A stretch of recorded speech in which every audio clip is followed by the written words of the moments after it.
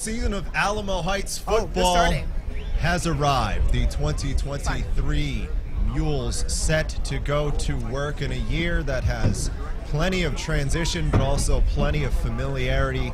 And it starts tonight at Harry B. Orem Stadium against SEGUIN. Hello again, everyone. Welcome to this new campaign along with LARHON Fields. My name is Casey VIERA. LARHON, it's a different feel around this Mules team. While things stay different, some things stay the same. There are some familiar faces that are back for this next season. But there are also a lot of new faces that make up a team that's going to be very young going into this 2023. Youth is the movement, and youth is the name of the game for the 2023 season. You hit the nail on the head. We're going to find some people who grew up tonight because, as you know, with Alamo Heights, there is the next man step up mentality, and we're going to guys get a first time opportunity playing on this field tonight.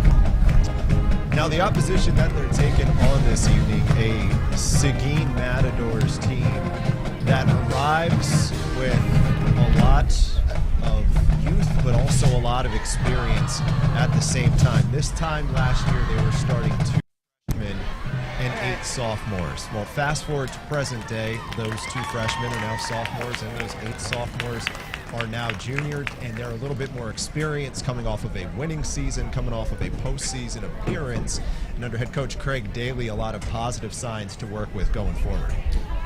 Well, you hit the nail on the head. One thing that you must know about one of the freshmen that are now sophomores is they've had a growth spurt, and anytime you get a growth spurt and you got playing experience, that's a deadly combination. And with that, tonight may be a night where he has a coming out party. We'll have to wait and see. That's one way of putting it, yeah. Anytime you have a quarterback that goes from 5'11" to 6'4", 135 pounds to 165 pounds, in addition to the fact that Coach now talks about, Coach Daly that is, it talks about he has a size 15 shoe all of a sudden out of nowhere.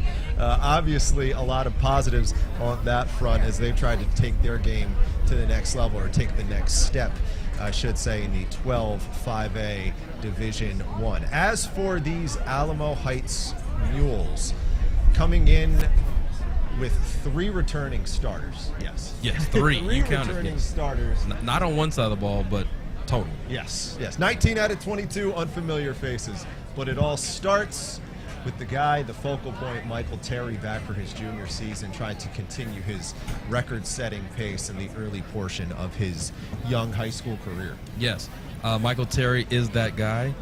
He is. It feels like he's been here forever, right? Like, he's Michael Terry the third. This is his 3rd year at Alamo Heights, but he's been on the varsity since his freshman year. And if there's ever a time where we need Michael Terry to be Michael Terry, it is tonight to set the tone and ease the nerves of the people who are getting their first start, and you know, keep it competitive and explosive for us. Now, in Ron Rittiman's 4th season here in Alamo Heights, the guy he's going to be banking on to get the ball to Terry, young man under center named Colin Ernst, is someone who Coach Rittiman has a lot of hype for. I don't want to say hype, but expectation for as his new signal caller under center, taking over for Conley McKenna. And the thing that Ron likes about him, it's the fact, Ron, that he's not physically imposing. He's not one of these prototype quarterbacks that you see at the high school combines, the college combines, that you just marvel over the size. Only 5'11", 174, but he makes the smart plays, and that is what is intriguing to Coach at this point.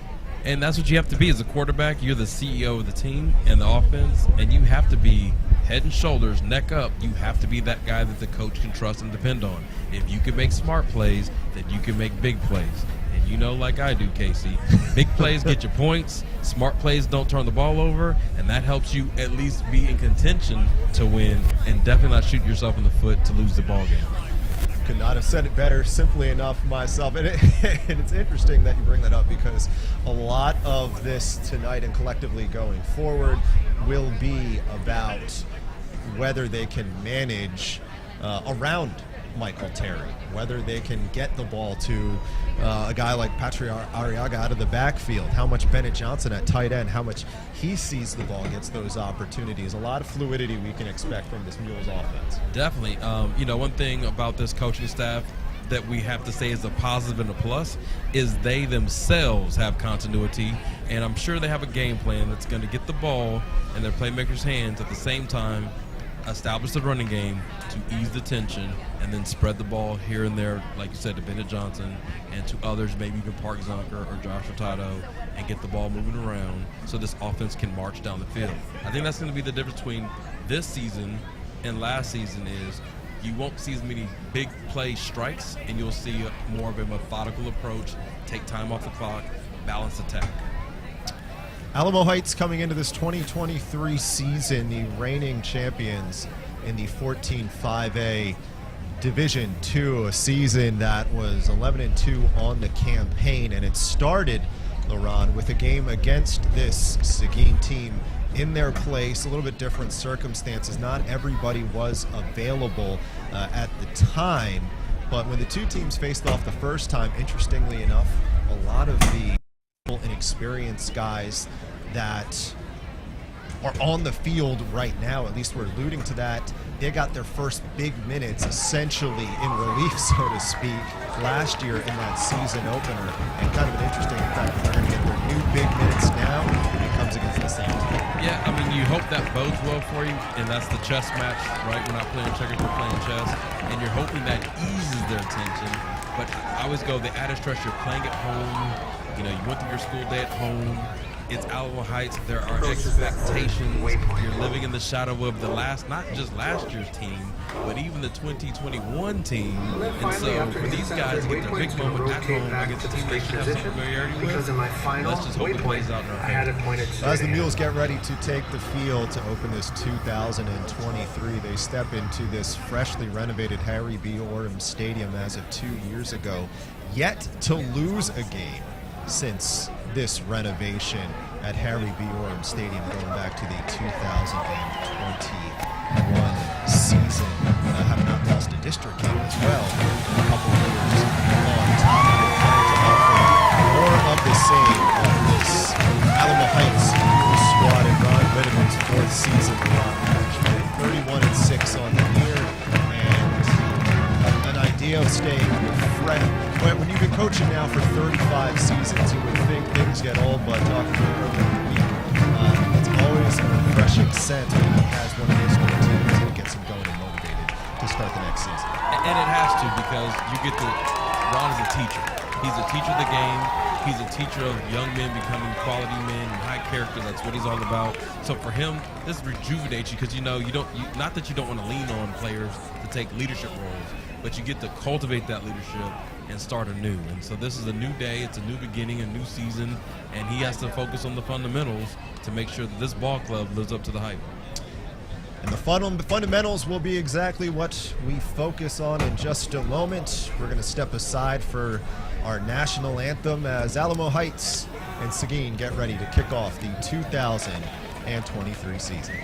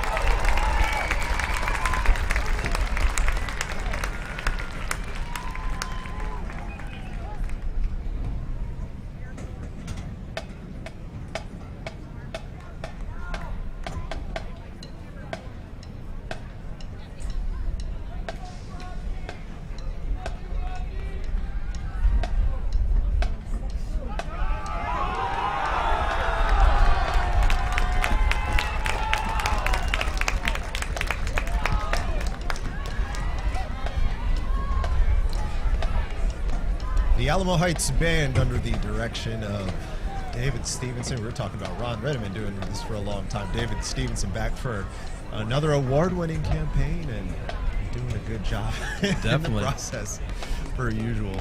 Go ahead. Hats off to the band. Like, right, it's 100 whatever degrees, and they're in full giddy up in gear. Big shout out. It always bothers me when I see bands take the shortcut and wear t-shirt and shorts on their first week. Our mules are suited and booted and ready to play, and they did a fabulous job playing the national anthem. Kudos to Mr. Stevenson.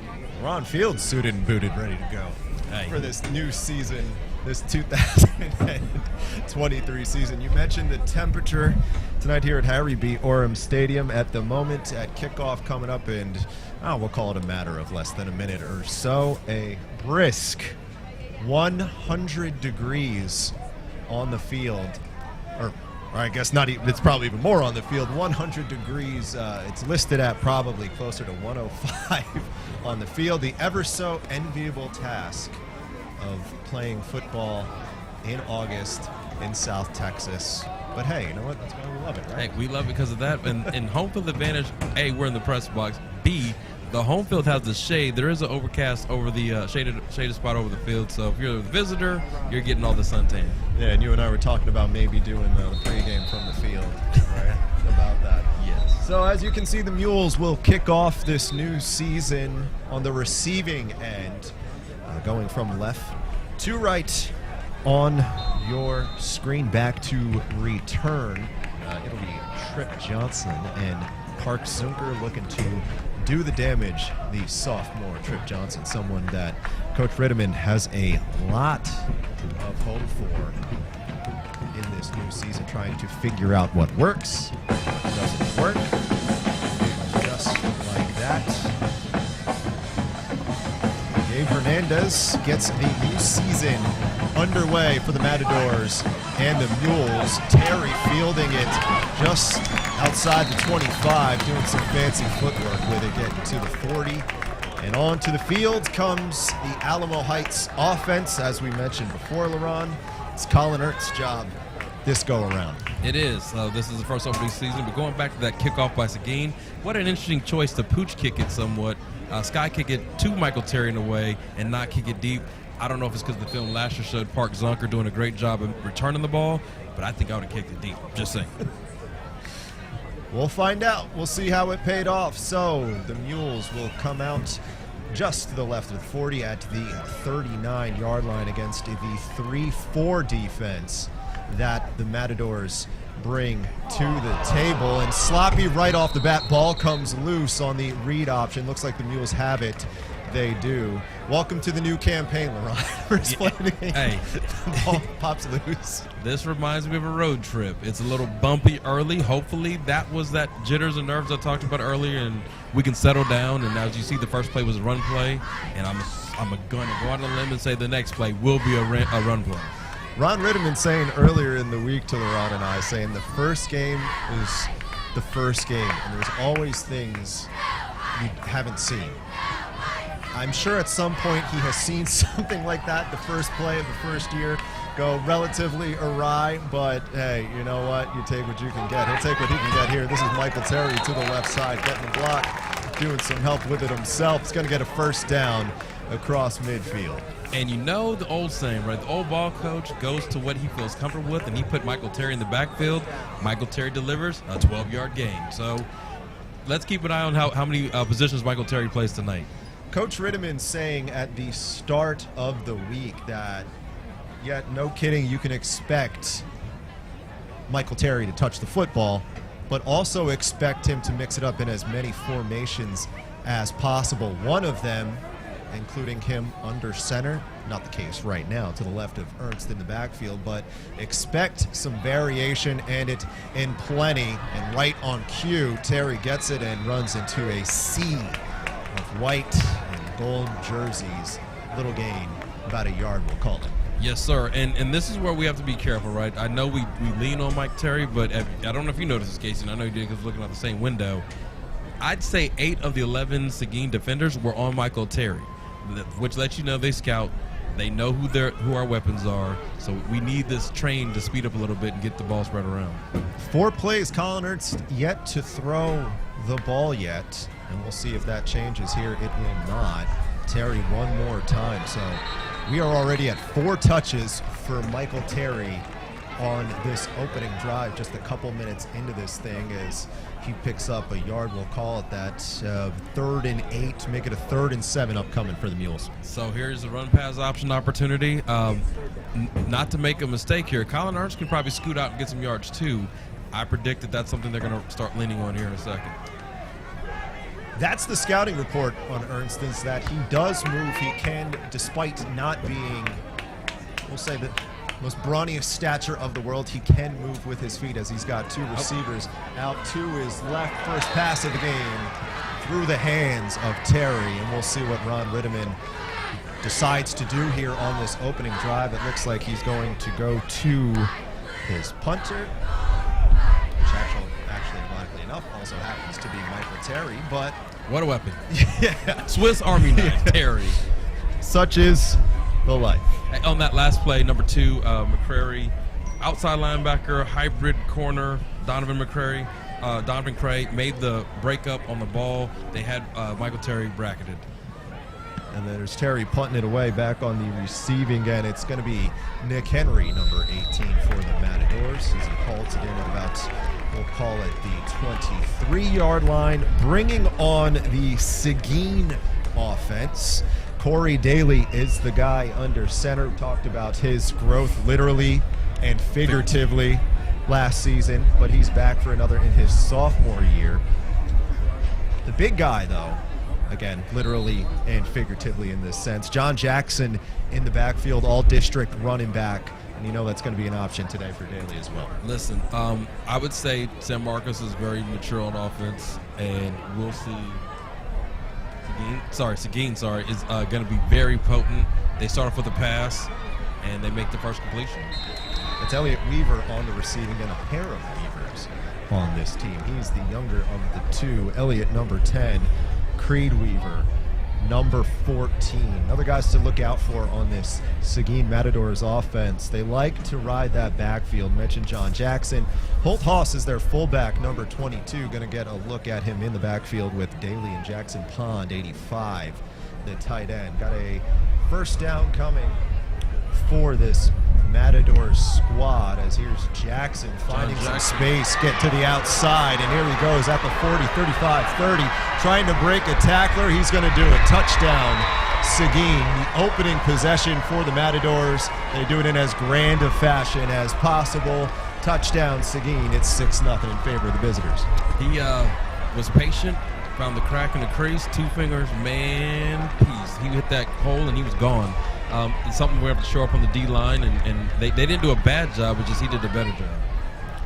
Going to go down as a 66-yard touchdown score for the reigning all-district running back that he was. Ran for just under 800 yards last season in his junior season, entering, well, his final frame and doing it in about as strong a fashion as possible. Extra point. Now this is Gabe Hernandez. Through. So, ideal possession as possible for Coach Daly's team. Could not have gotten any worse for Coach Ritteman's squad. No, it's funny though. It's a game of 4 quarters, and as so long as we can get a little momentum and find a way to strike back, I think we'll be fine. This drive will be the telltale sign that sets the tone for the rest of the game. And again, it's first game. We want to put a little stock into it, not a lot. We're going to build on it and keep it moving.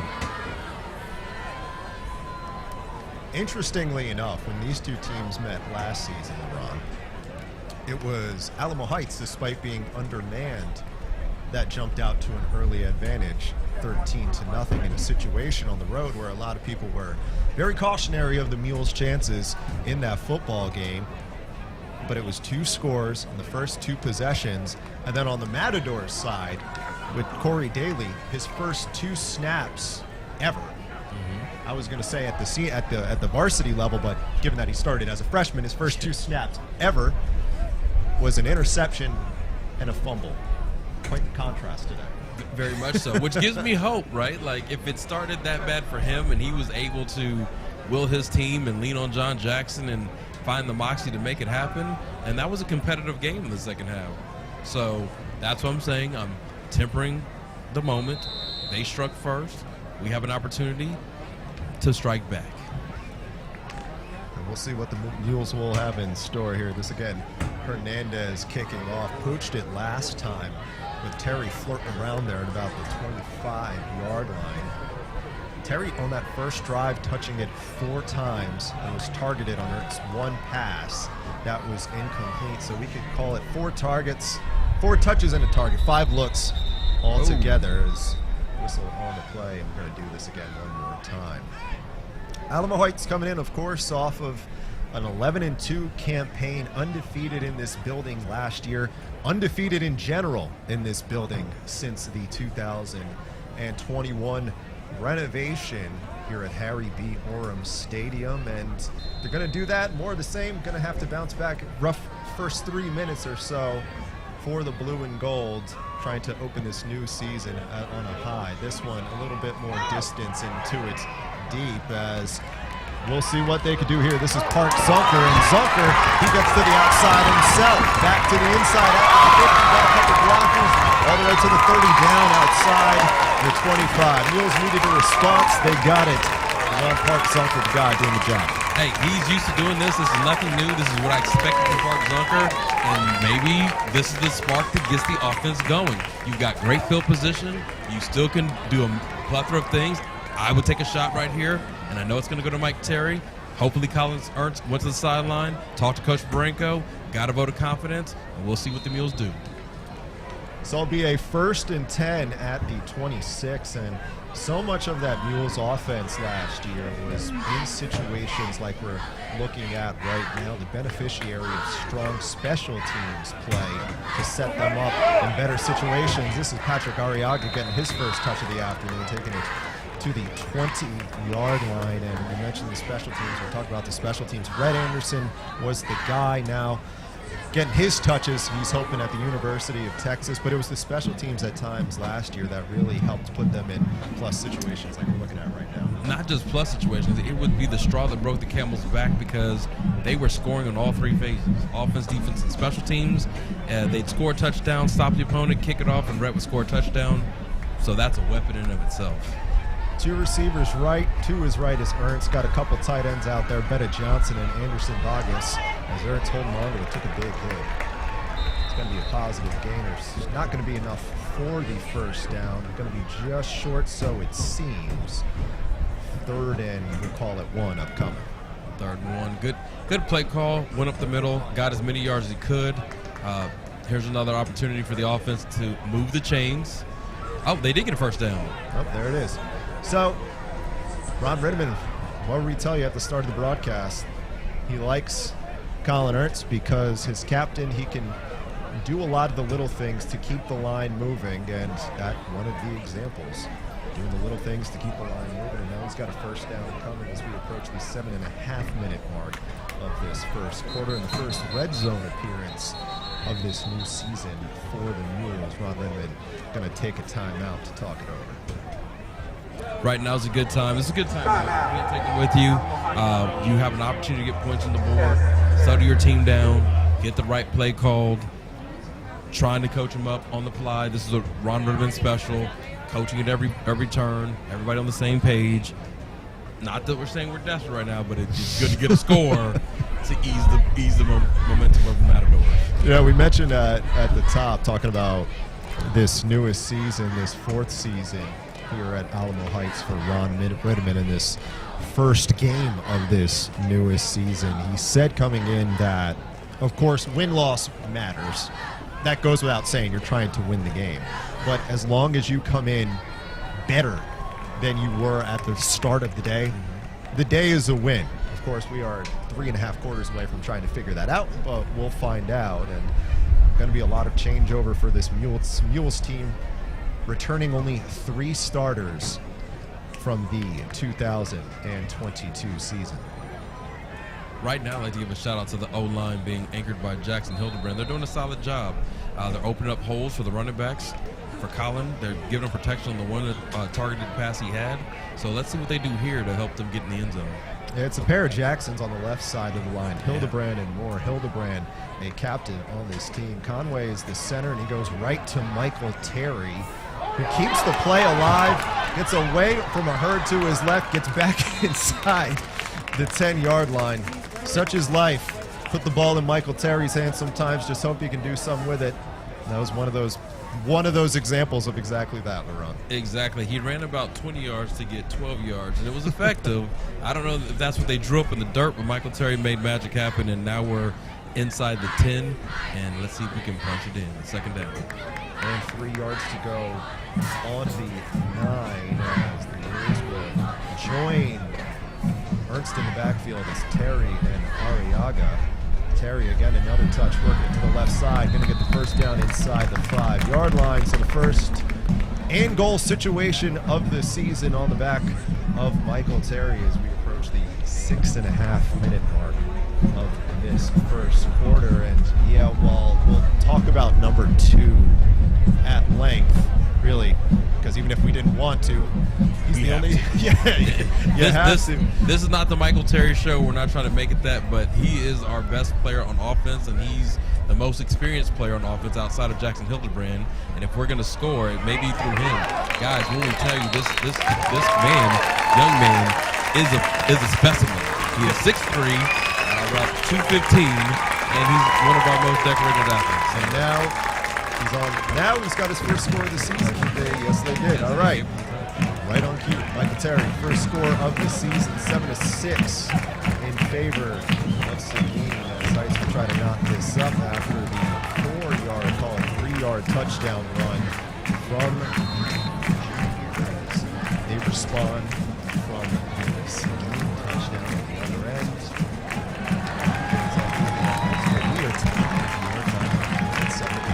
Hey, here's another thing, right? Interesting tidbit. The kicker's new. Ethan, the kicker is new. Last year we had Ethan Ball, who was the Swiss Army knife. He was the safety, the kickoff guy. He was the extra point and field goal kicker. He would literally score a touchdown, kick his extra point, run the kickoff, make a tackle, be on defense. So this year's Linus Flores, they grabbed him from the soccer program, and that's his first ever high school extra point. So and it looked pretty. So hopefully that's a weapon we can add to the repertoire. Wait, can you go back to listing all the jobs as duties as assigned for Ethan? Yes. I just want to make sure you didn't miss anything. No, I didn't. I mean, listen, wherever he was on the secondary kickoff, only thing he didn't do, and he may have been on hands team.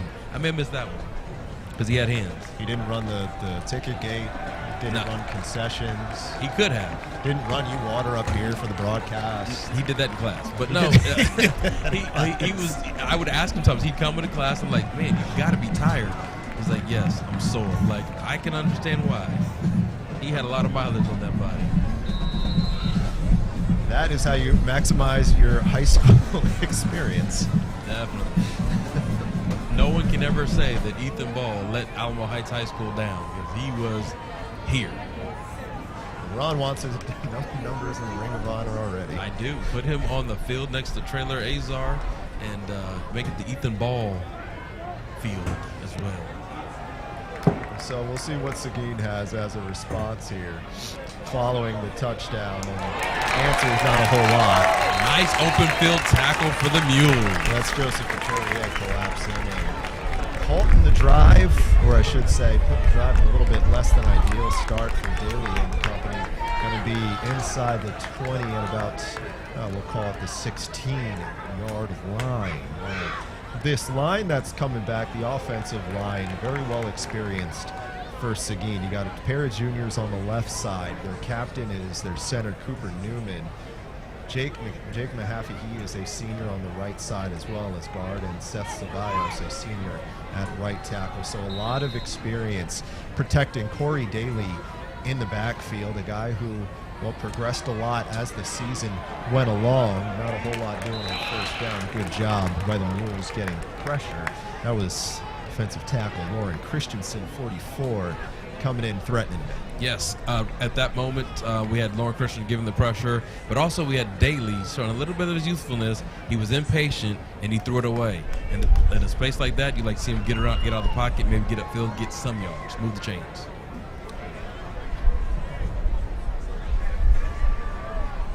3 receivers, 2 is left, 1 is far right for Daly.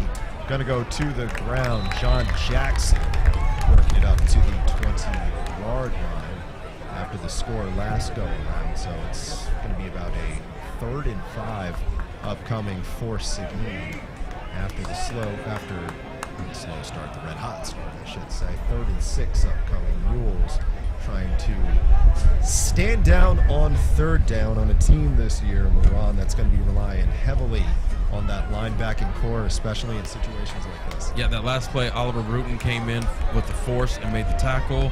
This defense is trying to show a little attitude on this drive. Daly drop back, plenty of time, overthrew his man, and the Mule's going to get a stop here. That was Creed Weaver. He had his sights set on across the middle. And the Mules get a stop, a chance to work with some favorable room here, holding Seguin to a 3-and-out at their own 20. Hey, first stop of the year. Big shout out to the defense. Way to step up, way to rebound and respond. Let's see what our special teams does in this spot right here. Let's see if Seguin kicks it to us or away from us. Let's see if we get some more positive yards on our side of the 50.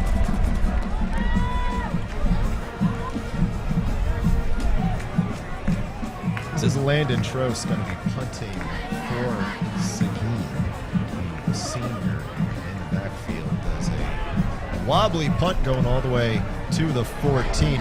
Mule's going to call it down at the 42, and that is where Ernst will go back to work. And the Mule's going back to work after a score. Smart play by Trip Johnson. Sometimes as a player you want to make a play, but sometimes the best play is to let the play set. And let's see what the offense can do. Kill some clock. We got 5:05 left in the first quarter. Drive down the field again, and let's see what we can do. Yeah, special teams last drive really putting the Mules in a positive situation, opening that one at the 26 after the strong punt return from Park Zucker. This go around, not bad field position as well, taken over at their own 42. Gotta say, we haven't had bad starting field position. This is about what we've started on every possession outside of the big jump. Ernst using his feet to his left, cuts back to the inside, staying alive, grinding a pass midfield. Looks like he's just gonna be just short of the first down marker. He will, so it's a 2nd and 1 coming for this Alamo Heights squad. And one of the things that Ron Ritterman talked about, was that, of course, Terry is going to be the focal point of this offense, but it's also a matter of taking what the defense gives you. And so far, Colin Ernst has done a pretty good job of that, hasn't forced a whole lot, and as a result, things have been moving in the right direction, as is Terry again. Gets to the outside at the 30, down to the 25, 15-10. Already another score for number 2. Touchdown. Collett's 49 yards. Mules up the score 13-7. Unfortunately, that play, Michael Terry made match where there was a slight hold on the edge. I don't think it had anything to do with the play, but the official thought so. It was a laundry flag on the field, and it's unfortunately coming back. But to your point, Colin Ernst has managed the game. He hasn't done too much. Hasn't done too little, and he's gotten better every series, so let's hope that continues. So the flag proving costly, taking away a score, but then upon further review, looking at the replay, that would explain why Michael Terry had a lot of room getting to the outside. So we'll see where it goes from here for this Mules team as they will take over just to the east of the 50-yard line at the 47. 4:13 left to go in this first quarter. No score, so of course, things still tied at 7 apiece. We have a timeout on the field. Seguin takes time out here probably to regroup. It looks like, I don't know where they're going to spot the ball.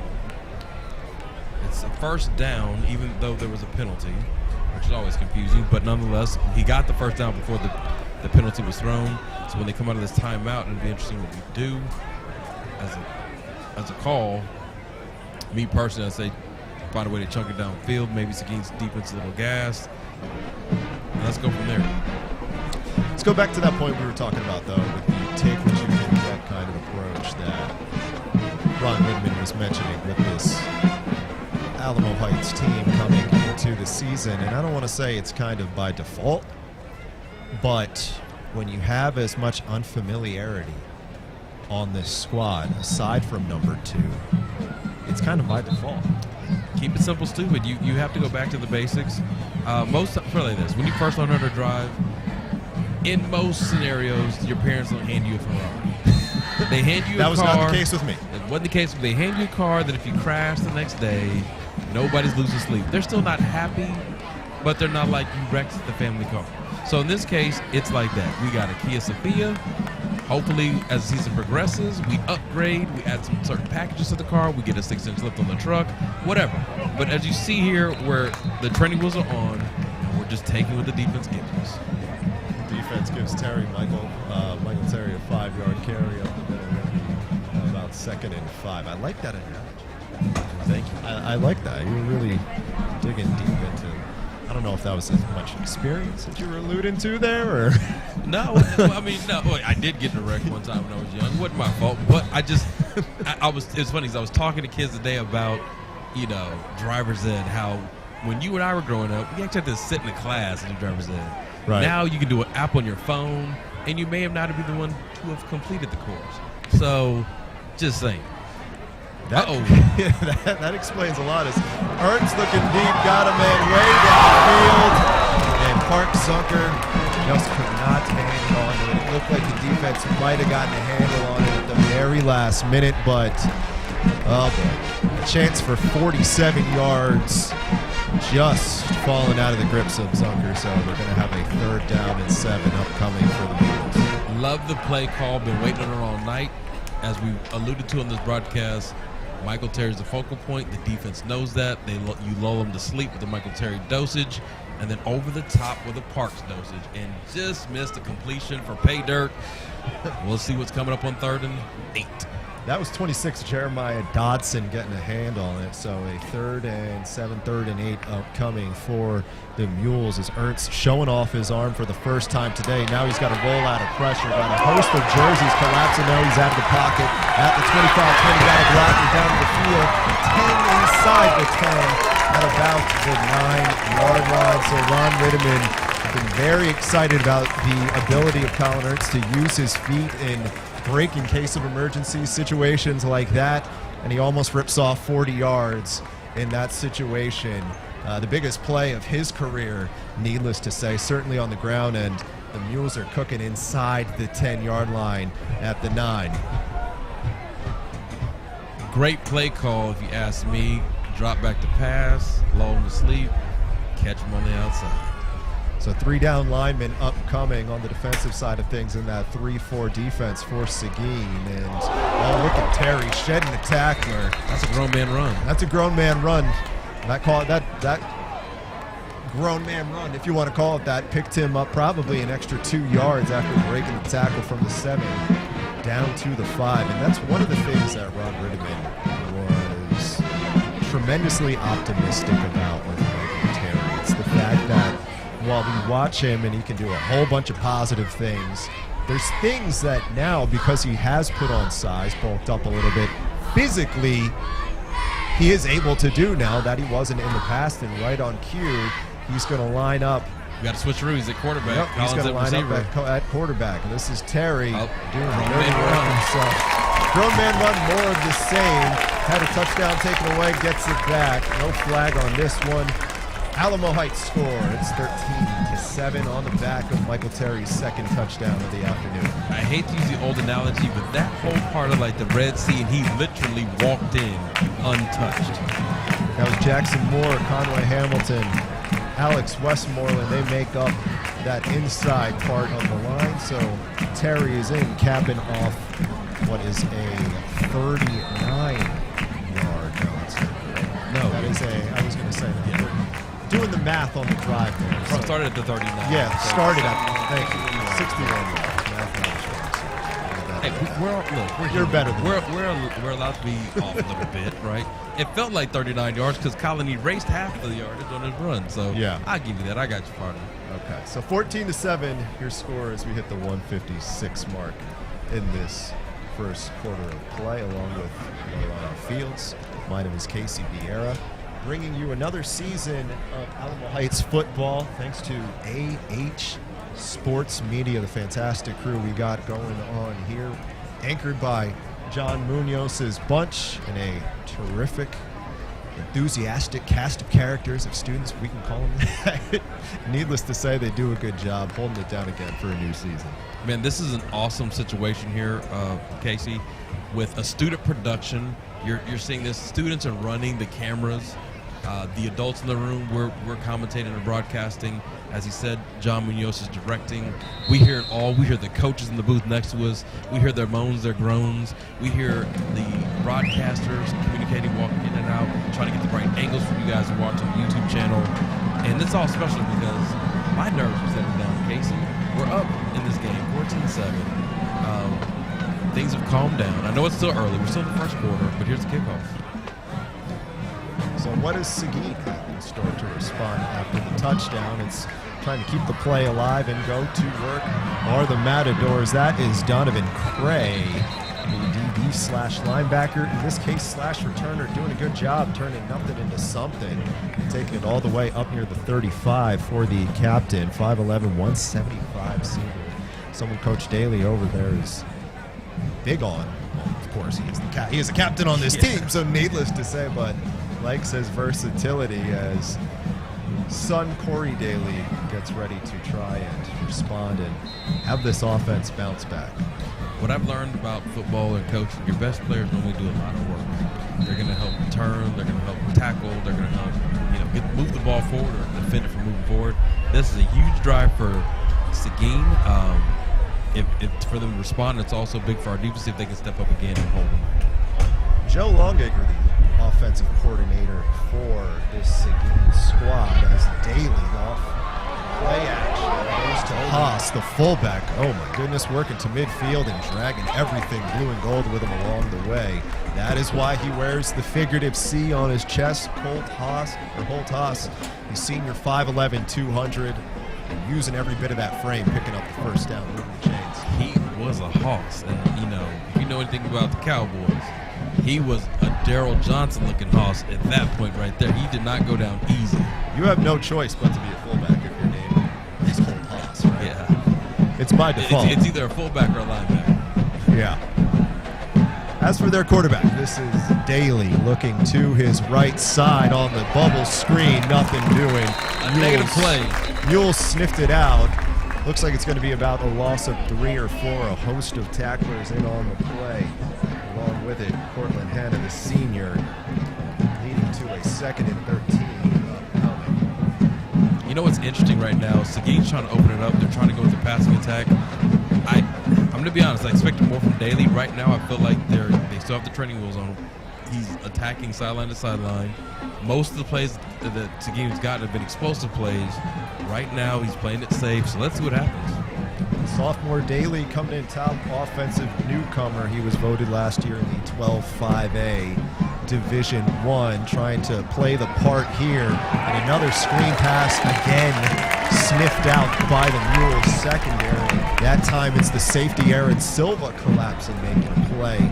So going conservative in 2 consecutive times in a row, not a whole lot working for the Seguin offense. No, well, it's not going to work if this defense is playing the way it is and you're throwing it right to where they're at. Not a lot of opportunity to get separation. And like I said, Aaron Silva on the tackle, right place, right time, and sure-handed tackle. We'll see if Daly is going to call for a snap here, and that is how the first quarter of play will come to a close here at Harry B. Orem Stadium. Mules fall behind early, but bounce back with a pair of scores from Michael Terry. 14-7 is your score. 1 quarter of football in the 2023 season of Alamo Heights football is in the books. You are listening/watching to Alamo Heights football, a production of Alamo Heights Sports Media.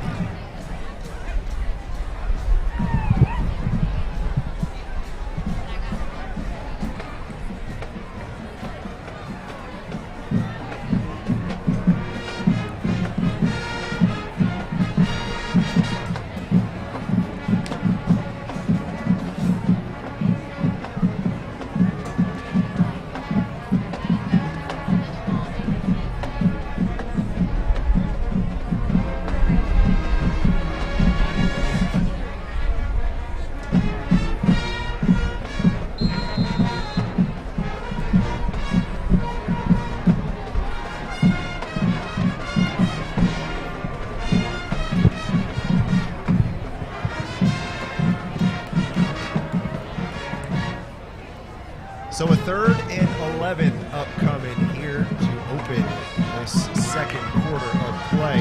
This is Daly. Pressure coming, goes underneath, has got a man. This is Nick Henry going to pick up the first down and then some as the Heights are sagging off that ball a little bit, thinking that Daly was going to air it out. Instead, he goes to his safety net underneath, picks up the first down, and then some. Good look for Seguin to move the chains on their side of the field to the 2-yard line, picking up the first down. Great play call by offensive coordinator Joe Longacre. You sent everybody deep, cleared it out, drug the player across in wide open space, allowed him to make good yak. That's what you get. You pick up a first down in a long distance. Henry, a junior, 5'8", expected to be one of the lead receivers on this team. As to the ground they go. This is Devin Hall, backup, running back, nothing backup about it right there. Tumbles inside the 20. Possession was down on the play, so either way, it's a first down. First time Hall touches the ball today, the junior, and versatility on the offense. Seeing it this go around, and it's working for the Matadors, LeBron. They're mixing it up, run pass, different personnel sets, like you said. He may be a backup, but he's running like a starter on that work.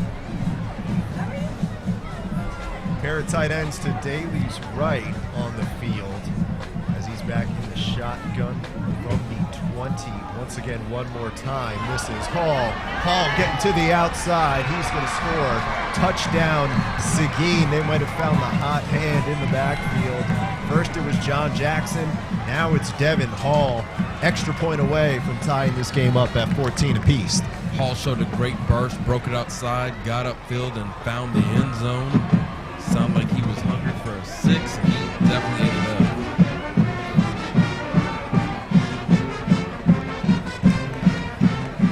So a pair of scores on the ground today. The difference in this game that was on the Seguin front. First it was John Jackson breaking off a 69-yard touchdown score.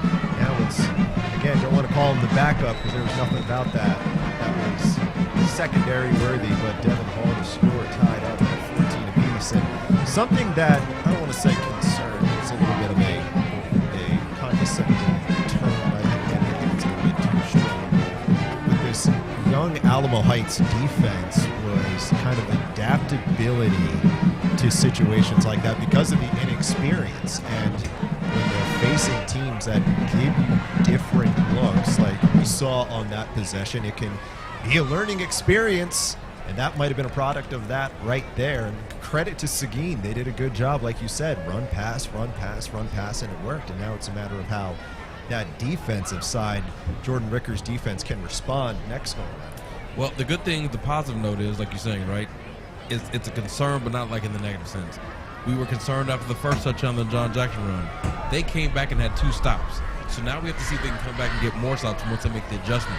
Being young, that's what you have to expect. It's not going to be a stout defense every single time. So they go back to the drawing board. Coach Ricker makes the adjustments, and let's see how they respond. Next drive.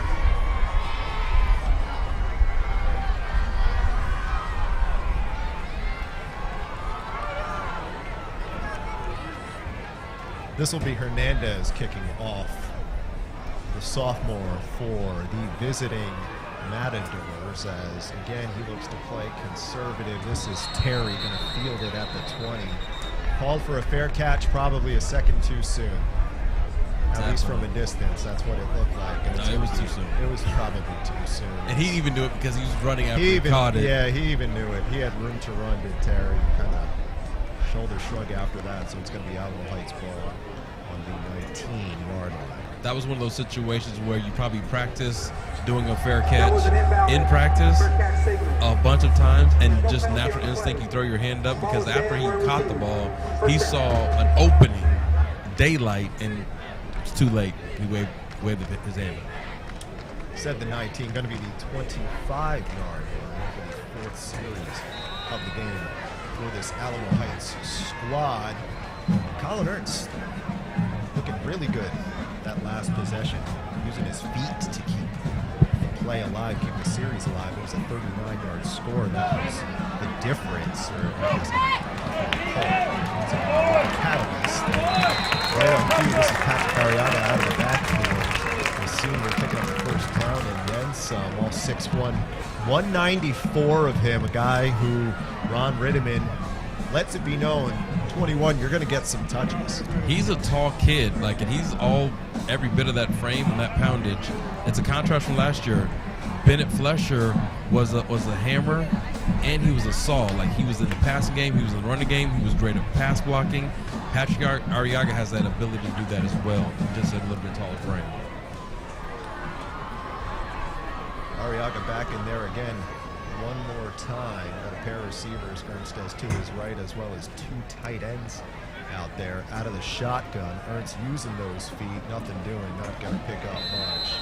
Maybe a yard or 2 on the play. Going to bring up about a 2nd and 8, 2nd and 9. We'll see where the officiating crew spots it as we approach the 10.5-minute mark of the second quarter. We thank you for joining in with us on this season opening affair between Alamo Heights and Seguin, the latter of a home-and-home series, one that the Matadors took last year in a fun game in their place. Now the Mules returning the favor, at least playing host once again with a 2nd down and 8 upcoming for Ernst, the captain. Be interesting to see what they run here. Ernst's going to hold on to it and still have room to run. Gets a great block downfield, puts on the Huzzy and goes down to the 20, 15. Still on his feet. Ernst is in. He is.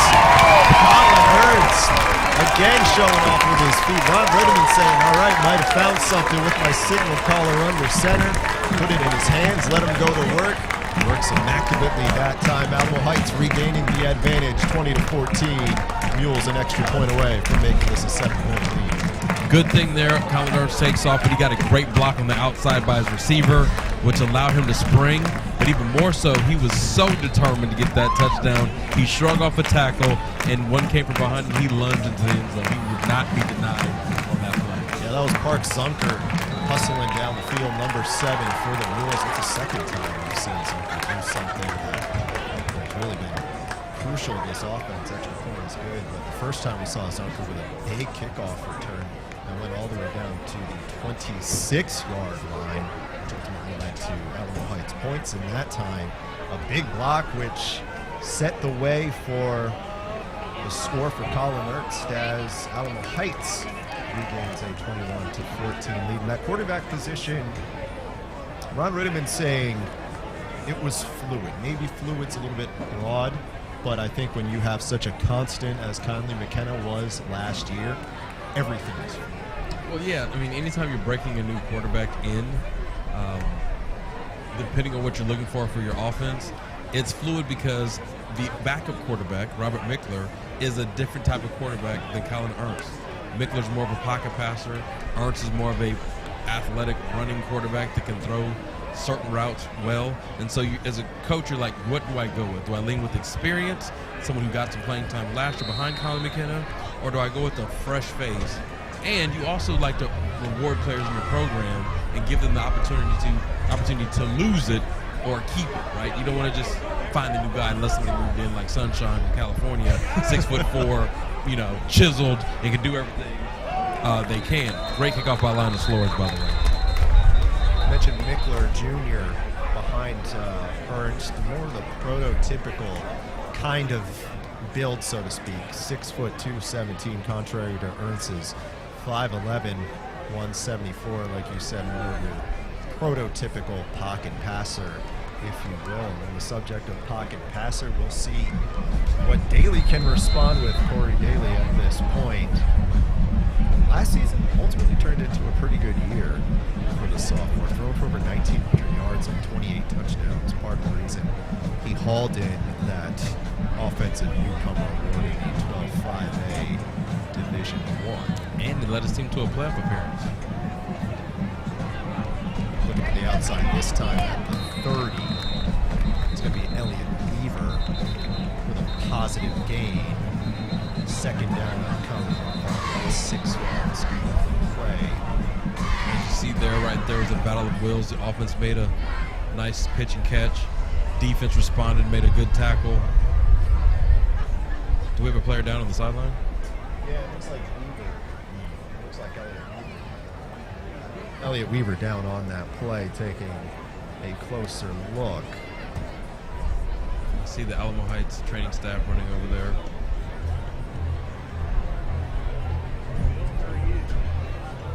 Weaver, 6'10", 185, sophomore, was one of the guys that Craig Daly was focused on this year in terms of getting more touches like that.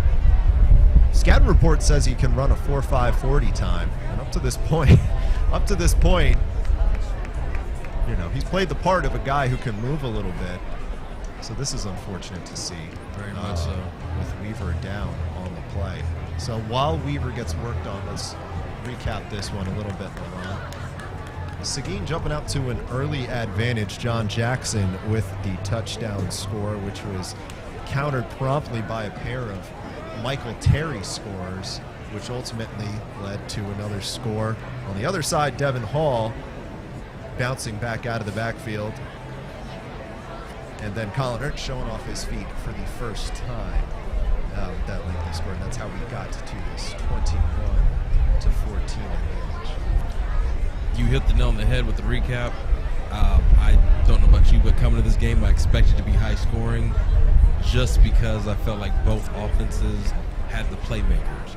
We looked at the defense on Alamo Heights side. We talked about Will Broderick being the only returner, Cortland Hanna having some experience.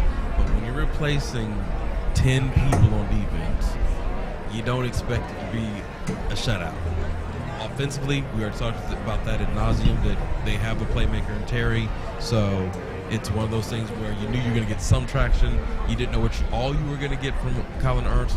He's showing you what he can do. That's why the scoreboard is the way it looks. For Seguin, their defense, they haven't been bad. They haven't been they've been stingy in some points, but we've just found a way with our athletes to make it happen. What I am shocked at, to be honest with you, is that I haven't seen more of the starting running back, John Jackson, get more touches, right? Like, he literally has the speed, same as Weaver, to get up and down the field, and we haven't seen that. They've kind of gone away from him. They went to Hall that last series, like you said, they scored on. So I don't know what John Longacre has up his sleeve, if he's playing possum and saying, you know what, we got Alamo Heights right where we want them. We've been here, done that before. Come out in the third quarter and, I don't know, maybe changes the whole system up and they find a way to score more points. But I like where we're at right now, because it's helping our defense get some experience, and we'll definitely see what we look like after this long break. And I'm hoping that Mr. Weaver is okay, and they're just being very cautious.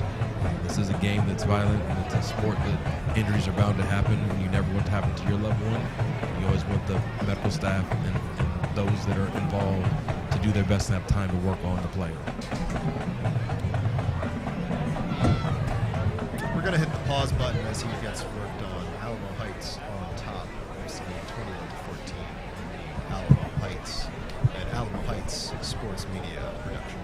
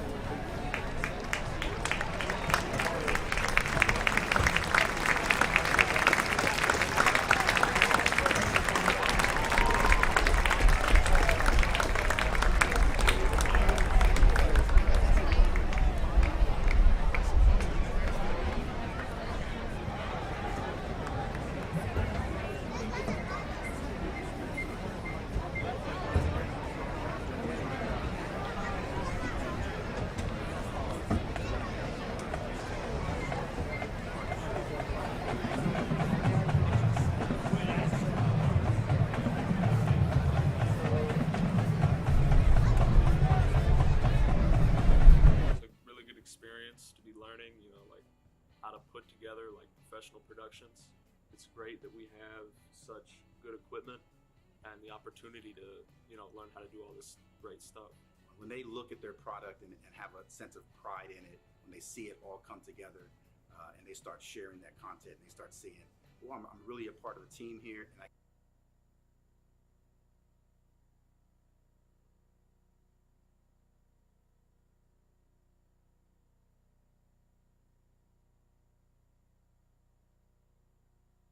Or upcoming from the 31-yard line as Seguin going back to work. Another going to that screen. They love working that screen so far, and 3 times they've run it, 3 times it's been marginal, if that, and the Mules doing a good job sniffing it out once again. You know the saying, you got to sniff out that football and run. You got to run to the ball. Roll call to the football, and that's what they did on that screen. Normally that's an effective play, especially against a young and inexperienced defense, but the Mules are showing up. And again, this is a good sign of them learning on the fly and adapting. So Seguin going to tighten it up a bit on a 3rd and 1 from the 34 rather. Going to get the first down. Daly taking it himself, doing a good job, using every bit of that 6'4", 165 frame. If you're just checking in, the story with Corey Daly is that this time last year when he was the starting quarterback, the starting freshman quarterback, the coach's son for Seguin, 5'11", 135. Fast forward 12 months, give or take, to where we're at today, 6'4", 165. LARHON, I can tell you, 5'11", 35, 135 probably does not pick up that first down. Well, as you mentioned in your interview with Coach this week, the grocery bill has increased as well. So at least we know he did it the right way. Looking like a meal ticket, that go around is Daly hooking up with Holt Haas, picking up a first down. First time we've seen Haas go out of the backfield to haul one in, his first catch of the day. Daly, you mentioned the grocery bill going up. Shoe size 15, his dad was telling me. Again, we mentioned earlier, his dad's like, I no longer even stand next to him because Coach Daly stands 6'3". So it's like, it's that moment where you're a father and your son's bigger than you and eating more than you. You're just like, look, son, you stand over there, I'm standing over here. We'll share the same last name. We don't have to share the same space. Jackson picking up a positive gainer on the play. I like your analysis of that. If you were 6'3" and your son was 6'4", that's how you would address that? Really, yeah. It's like, hey, son, it's been fun. It's been real. You know who I am. I know you are. We don't ever have to stand together, especially not in pictures. We'll be on the bookends, but we'll never stand next to each other.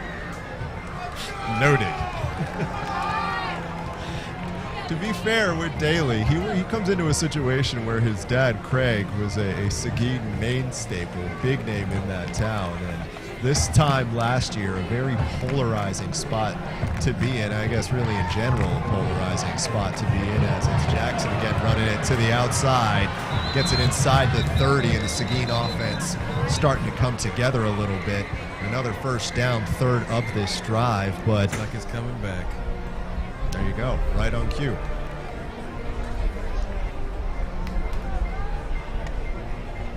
Call it a 2nd and 16. So it would appear for Seguin, but Corey Daly and his dad Craig Daly, very much mainstays or staples in that Seguin community. And when you're coming in as a freshman this time last year to a young team, certainly a polarizing, less than desirable gig, if you will, in many respects, but for his dad, Craig, he's always going to be proud of his son, but he was most proud of the fact that while he saw the physical growth, maturity, things like that, it was the emotional part, the mental part of realizing what he is and growing as a man. And that's what really stuck out to Dad Craig about Corey. And that's something you want to see in all your players, especially. Nearly intercepted, and Daly nearly had it taken away. That Mules defense doing a good job reading the route.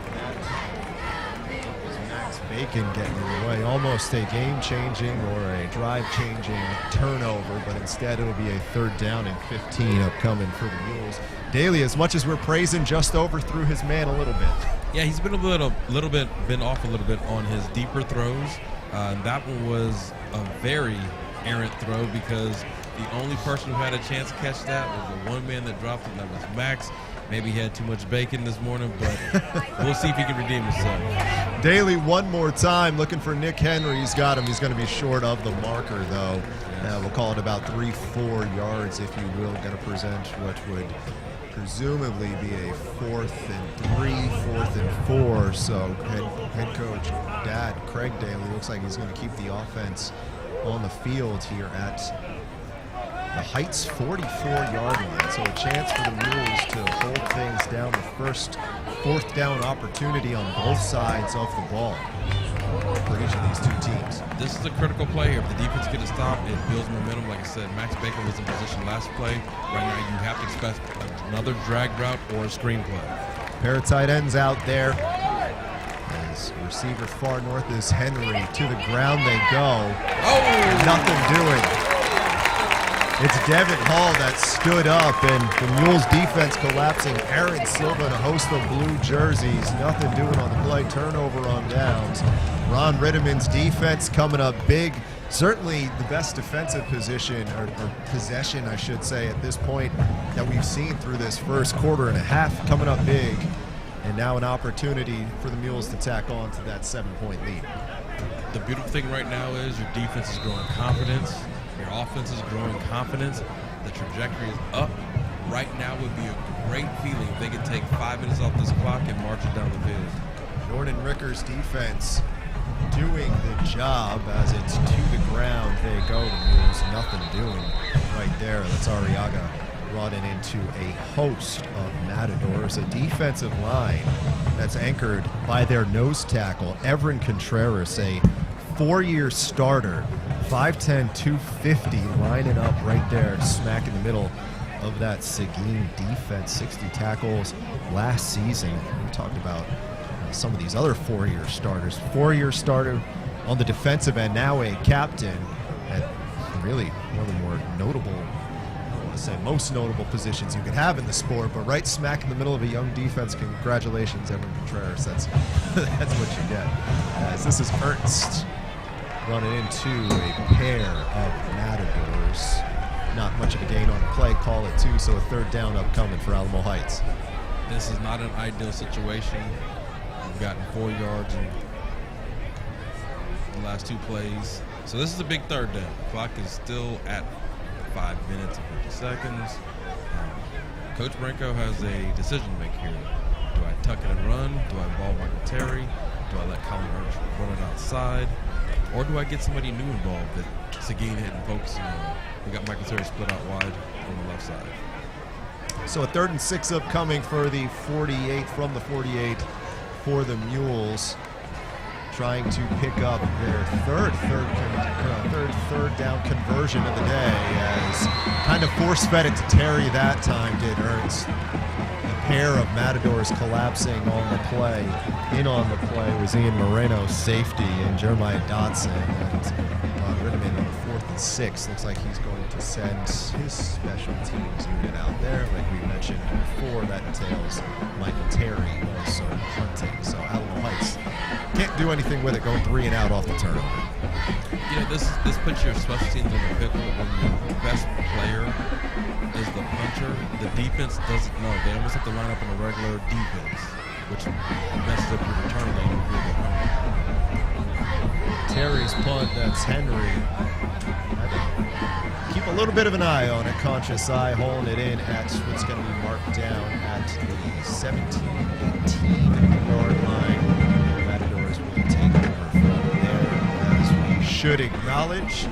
First game of the season has become a mainstay, not only for Ritteman, not only for Alamo Heights, across the San Antonio, really South Central Texas area. Of course, the Peanut Butter Bowl, which involves each of our great South Central San Antonio, Texas communities, Austin communities, giving back, bringing the peanut butter that we all need, all to good causes. And again, final tally not in yet, but Alamo Heights winning that crown last year, bringing in the biggest haul, and looking for more of the same. This is Hall out of the backfield, taking it up to the 22.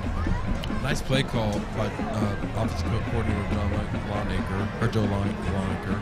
Draws are always tricky for defenses, especially young ones. I do like how our defense responded and flowed to the ball and minimized the game. Yeah, speaking to the peanut butter bowl, this has been a tradition that Ron Redmond's been a part of for a few years now. He had it at Johnson, he brought it about White. It's for a worthy and great cause, feeding kids or those that are in need. Who would have known? Peanut butter's the savior of that category. Helps you stay fed. Big hit on the play as the Mules defensive end did a good job sniffing out these underneath routes that SEGUIN has been looking to. That time with Social Moreno taking a big hit on the receiving end. You know what I read one time? What's that? We're talking about peanut butter is considered the ultimate survival food. Yeah. I knew that, yeah. Yeah.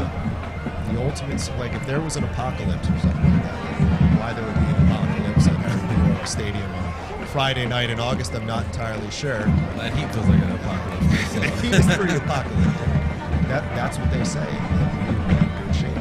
Yeah. As a side note, on the topic of good shape. You just brought in the apocalypse. 60-yard run. Oh, wait! The jumbo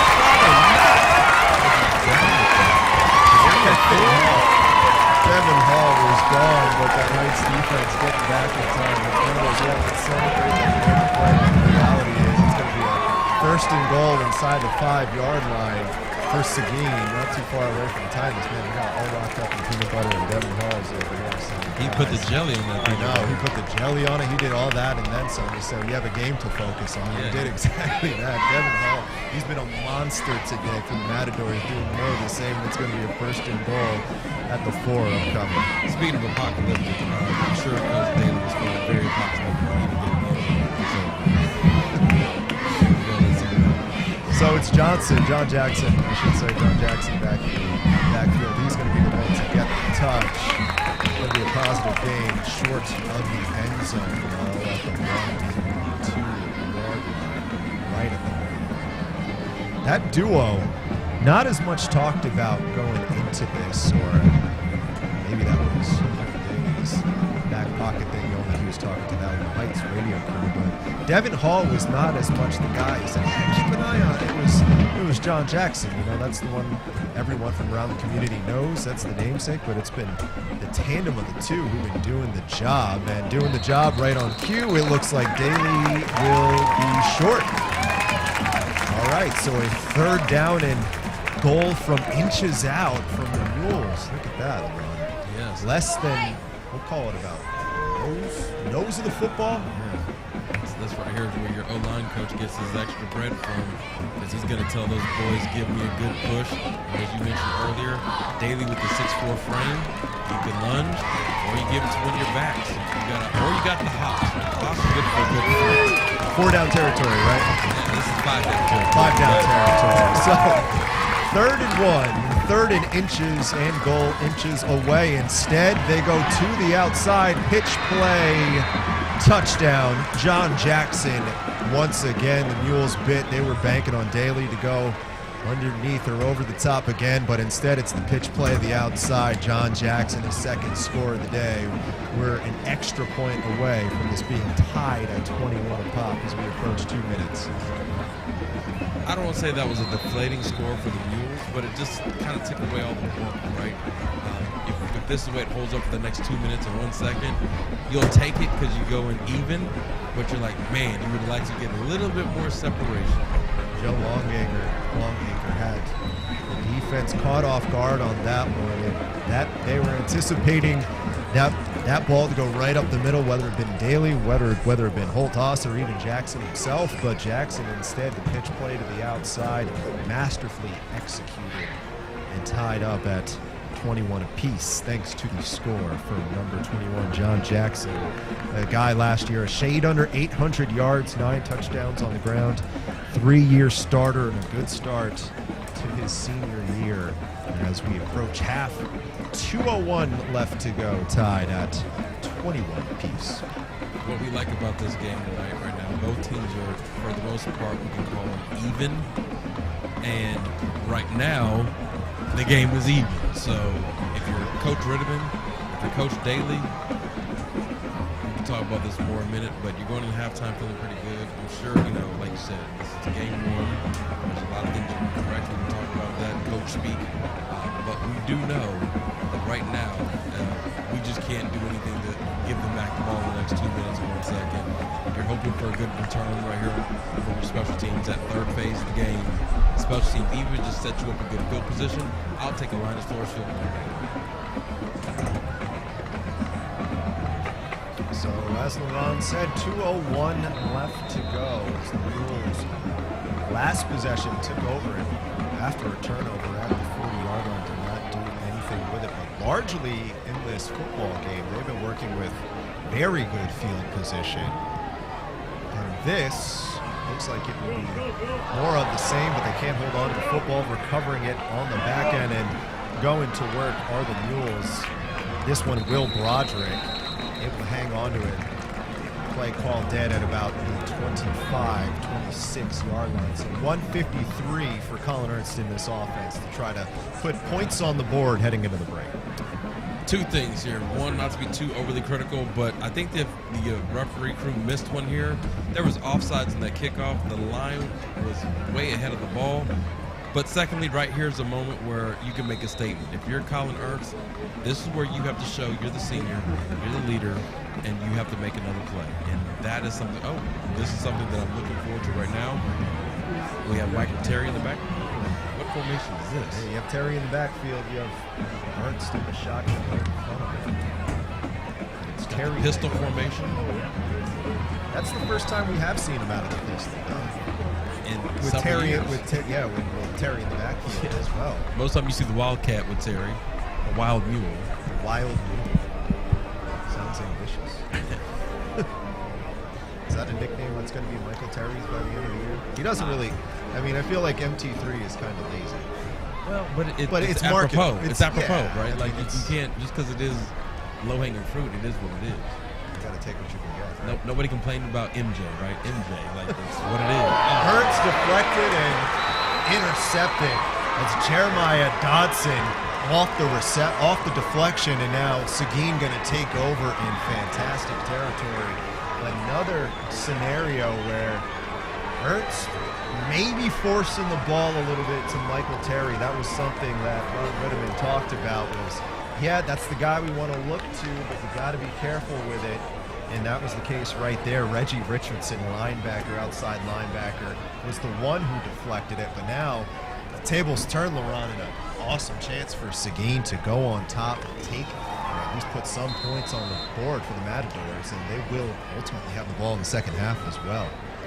Momentum is like a lady in a blue dress. Receiving, beautiful, all in the same taste. And right there is exactly what I didn't want to happen.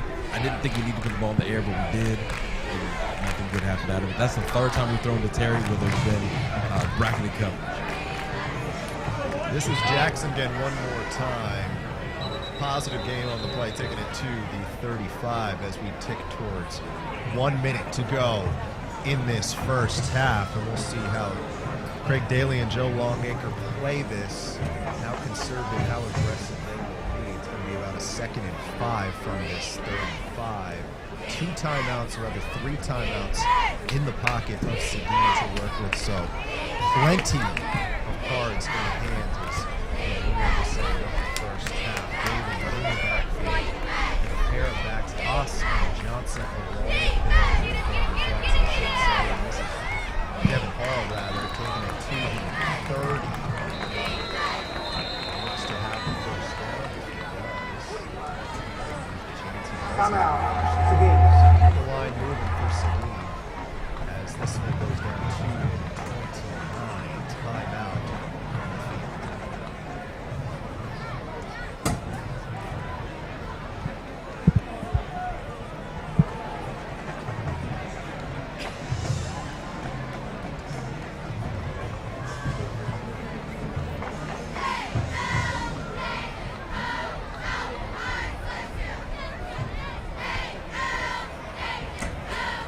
That's a Seguin timeout. 27 seconds left to go here.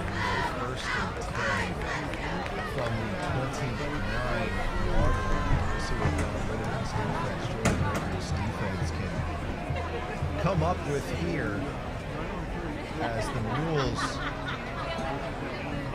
for largely, I guess the most part, what you would say has kind of been what we expected on the defensive end. To me, it's better than what I expected, right? Yep. Yes, we've given them 21 points, but for the most part, they played solid. You have to expect a team that has the advantage offensively over the defense to score points. But the fact that we've slowed them down, we've made them earn it for the most part. A couple plays here and there. The first John Jackson touchdown, and then the long run from Devin Hall. Those are the two biggest plays of the game. Maybe there's a third one with the screen pass, but for the most part, we've held them in check. Daly looking deep to his left, has a man knocked away. Incomplete. Daly getting aggressive. One of the few times we've seen him use that arm, it was Holt Haas, the fullback, using all of that frame, all 5'11", 200 to get down inside the 10-yard line. Couldn't hold on. Aaron Silva play doing a good job on the deflection. So it will be a 2nd and 10 from the 29. I think that's the first downfield threat, and it's weird that they chose to go the fullback and not one of their speedsters. I know Weaver's out, but Hall's available, and he's just as fast. So it's an interesting chess match right here. 20 seconds to go in the quarter. Again, Haas out there in the slot. Not afraid to, Craig Daly not afraid to diversify the looks they use him. This is John Jackson again. Another touch just shy of the 25-yard line. So it looks like Seguin is going to try to play this 3, letting us tick down to, we'll call it 2 seconds left to go. Timeout Craig Daly. So it'll be incoming a 42 or so yard field goal on deck for Gabe Hernandez, trying to send Seguin into the break on high. Man, that is a very interesting call. I like the fact how they moved House out in the slot, because if you notice, he was actually a blocker from the angle from the outside. But I'm a little concerned that, man, that's not very aggressive. You throw an aggressive pass to Haas, but then you don't take advantage of the wide side of the field to get more yards, either get closer for a field goal attempt. But you settle. It looks like this whole drive settled for a field goal attempt. They got the ball with 1:50 left, and we're down to 2 seconds, and they moved 20 yards. Yeah, staff playing this conservatively and considering that this started on a turnover.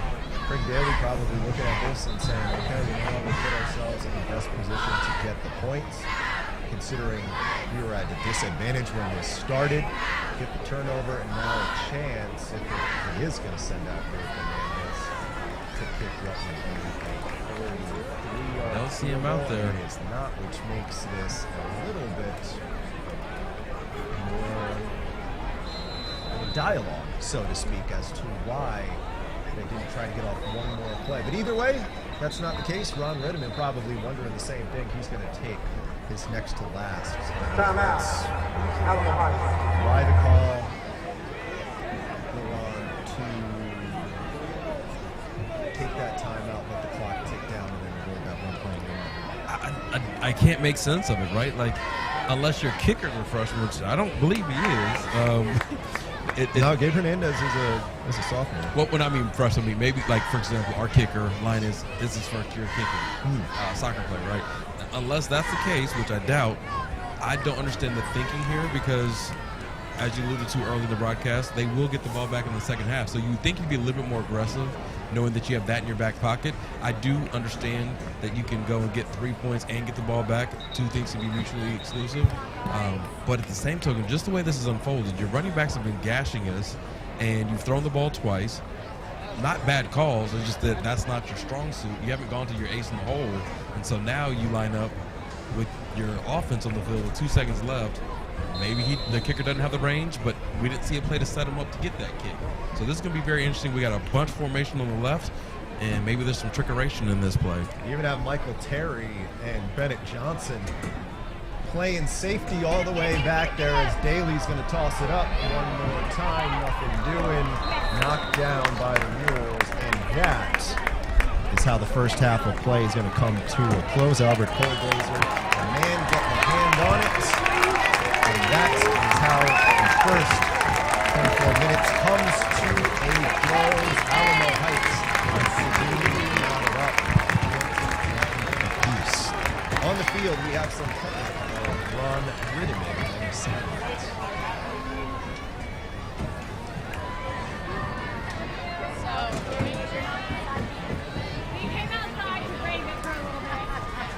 Hi, my name is Bennett Hughes, and I'm here with Coach Rittiman. What do you think went well in the first quarter, or first half, and what do we need to improve for the second half of the game? Yeah, well, it's typical first game of the year. We did a lot of good things, and I'm really proud of the guys, but we also had a lot of self-inflicted mistakes, and so that's what we're going to address at halftime. I think now, their nervousness and the newness of the games wore off, and we can just get to playing mule football in the second half, and if we'll do that, we'll take care of business. So what is the complete main goal and for the second half of the game? What are y'all focusing on? Well, it's just like every practice and every day. We're going to try to be better each half of football. So whatever we did in the first half, as long as we're better in the second half, we're going to be okay. And then next week, I'll tell you the same exact thing. It's all about getting better each and every time we come out of that tunnel. Thank you so much. Have a good game. Thank you. Appreciate it. Back to you.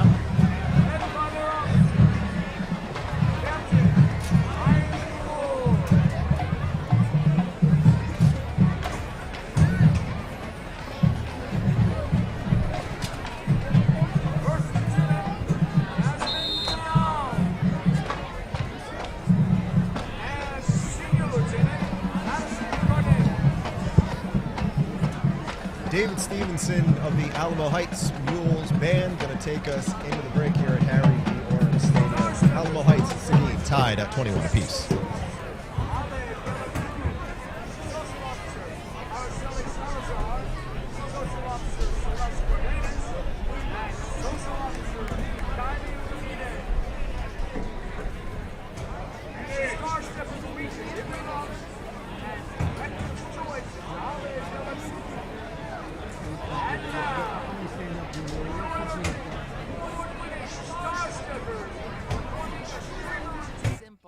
No surprises, no hidden fees.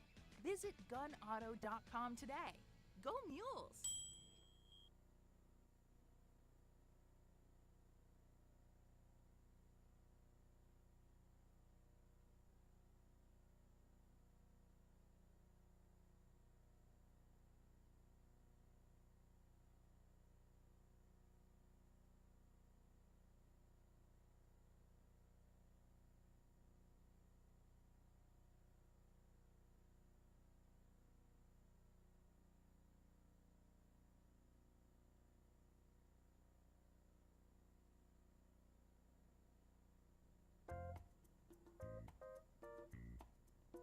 Did you know that over the last 26 years, recapture has cost our schools over $660 million?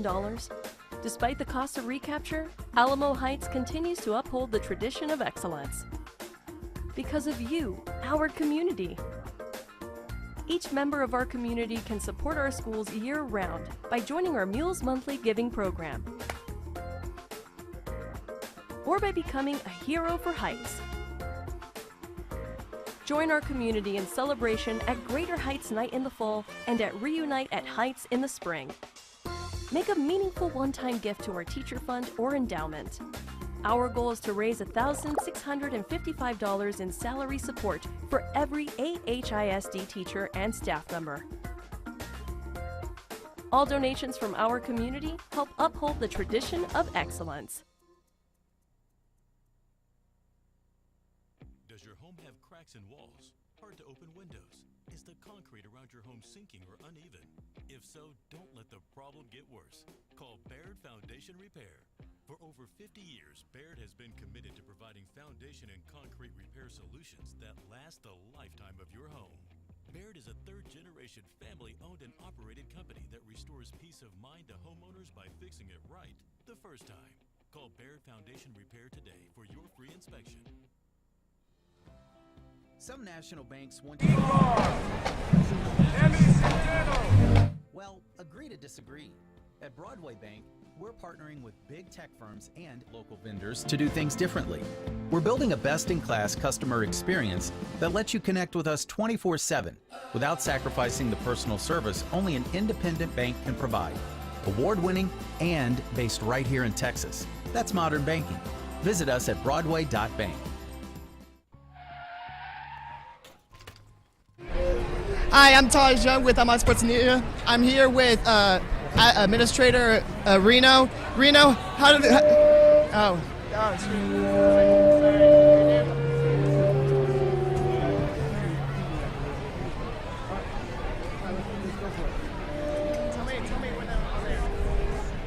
Tonight, National Band presents two movies in the production entitled Greetings, Mules fans. There's no place like Alamo Heights ISD, and I'm excited to welcome all of you home for a new season of athletics. Okay. Hi, I'm Taj Young with MUNOZ Sports Media. I'm here with Reno. Reno, how would you feel about the first half? Well, obviously, it's great to have everybody out here. It's great to see a full stadium right here with the community out. You know, it's a close game. I think both teams have really good offensive lines. It's early on. It's going to come down to the last possession, and I believe in our guys. All right, thank you. And how do you feel about this amazing crowd right here? Oh, it's always good. Like, the only thing that could have made tonight better is having a home volleyball game as well, and just having the whole community out here beginning to end. So I'm fired up for the season. This is a great start. All right. Thank you. Thank you, Mr. Reno. Raise him up. All right. Good night now. Oh, here, Mr. Bashir. I'm Mr. Bashir. I'm Taj Young with MUNOZ. Oh, here, you mind standing up so we can get on camera? Yeah, you might look up there. All right. Dr. Bashir. Hi, I'm Taj. I'm with Dr. Bashir. Dr. Bashir, how do you feel about the crowd tonight? I am so excited about the people that showed up tonight to cheer our Mules on. This is a great opener, and we're about to win this game, just so you know. All right, thank you.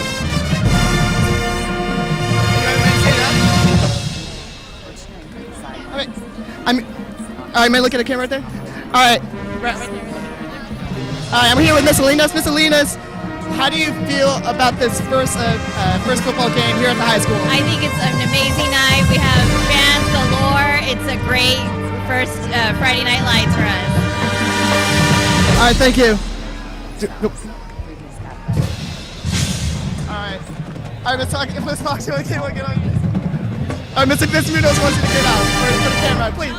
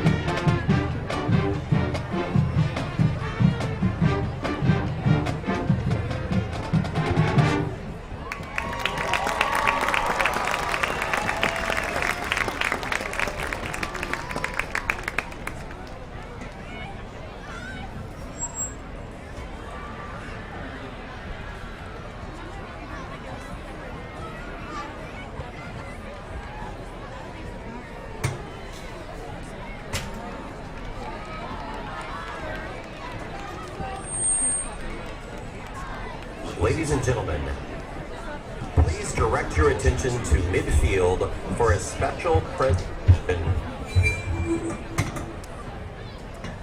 For the second time in 3 years, the Lady Mules golf team will be presented with their 2023 state champion games.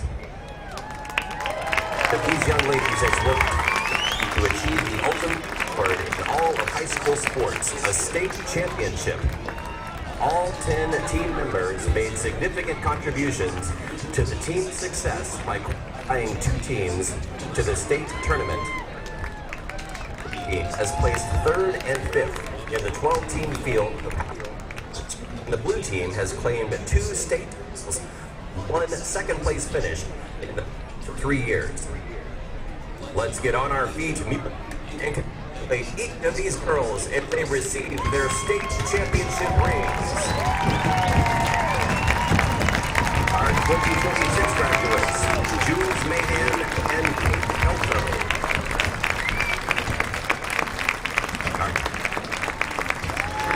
Duvall and Lindsay Lee. Our 2024 graduates, Catherine Salisbury, Chelsea Simpson, and Julia Malmer. 2023 graduates, Elizabeth Whalen, and accepting for their sisters, Charlotte Nam and Jory Losak, are June Nam and Belle Losak. And our coaches, Jim Bergner and Brent McQuiston. Thank you all for your support, and let's hear it again for your state champion, Alamo Heights Mules.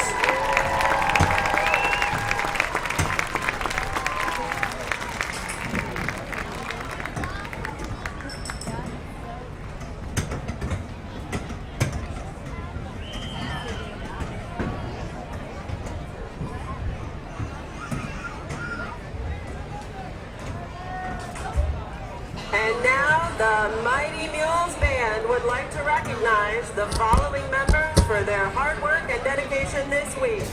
Band members of the week are Jack Ziegler and Zero Rodriguez. Color guard member of the week is Bella Villanueva, and our section of the week is the trumpet section. Tonight, the Mighty Mule Band will perform the first part of their competition marching show entitled Primary Sources. Tonight's performance features soloists Sofia Fuentes on flute, Julian Mendoza on oboe, and the saxophone quartet featuring Christopher Caprio-Walker, Andy Lee, Raul Villarreal, and Andres Gonzalez.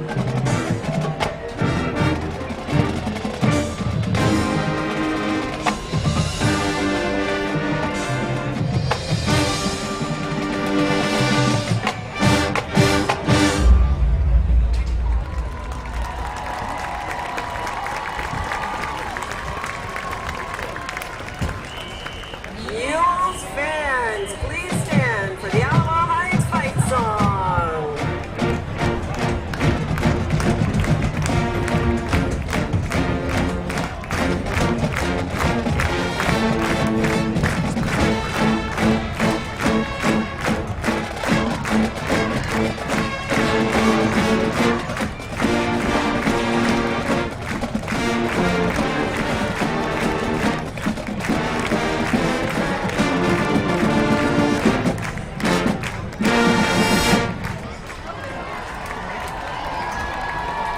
directors for the Mighty Mule Band are David Stevenson, Matthew Moreno, Chester, Yamika Sosudam, Cynthia Romero, Megan Ray, Sydney Robinson, and Mike Wilson.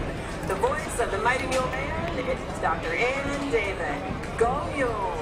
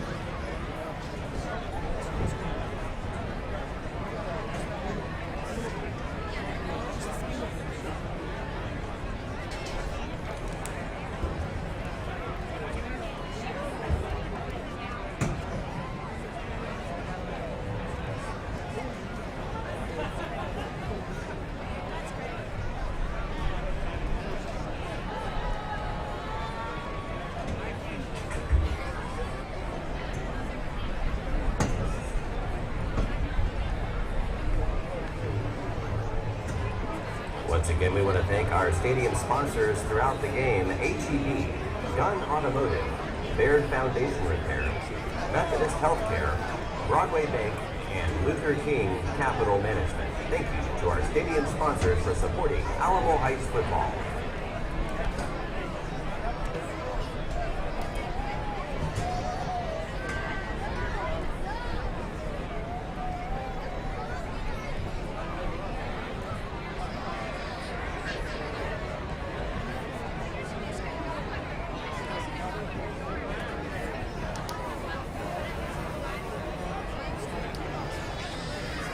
Second half, about a little less than 3 minutes underway from Harry B. OREM Stadium, along with Ron Fields, Taj Young, and Bennett Hughes on the sideline. My name is Casey VIERA. Welcome back as the Mules and Seguin get ready to kick off a third quarter. The game tied at 21 apiece, and largely, LeBron, this has played out the way we thought it was going to play out. Very competitive game, two teams that know each other well. I mean, they matched up last year. And from start to finish, this has been largely what we expected.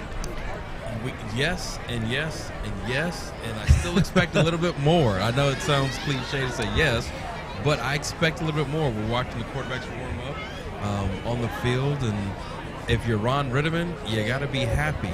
Again, the theme of the night is you're young, and you're trying to figure out who's going to be what. You've dipped a little bit in your depth bag. You've used your workhorse, MT3, Michael Terry. You got some flashes from Colin Ernst. Your defense has shown some signs of adaptability. Yes, they've given up 3 scores, but they've also made 3 stops, so that's positive. If you're Coach Daly and Seguin, you might want to be scratching your head, because coming in, you should maybe we're the favorite because you have the most returning players and seniors playing, and you have a quarterback that has a year of experience. You have the running backs with experience. So right now, the momentum or edge goes to the Alamo Heights. As you know, though, the third quarter is always the Achilles heel, and it tells the story of who will and who won't. Tell you how we got here up to this point. John Jackson on the opening offensive possession for Seguin after Alamo Heights had to punt during the season. Jackson with a ripped off a 60-plus yard TD score, which put the Matadors up by a score on their first offensive possession of this season. That was promptly matched by consecutive scores from Michael Terry third, which put the Mules back on top. Devin Hall responded for the Matadors, got things up at 14 apiece, and then it was actually Connor showing off his feet.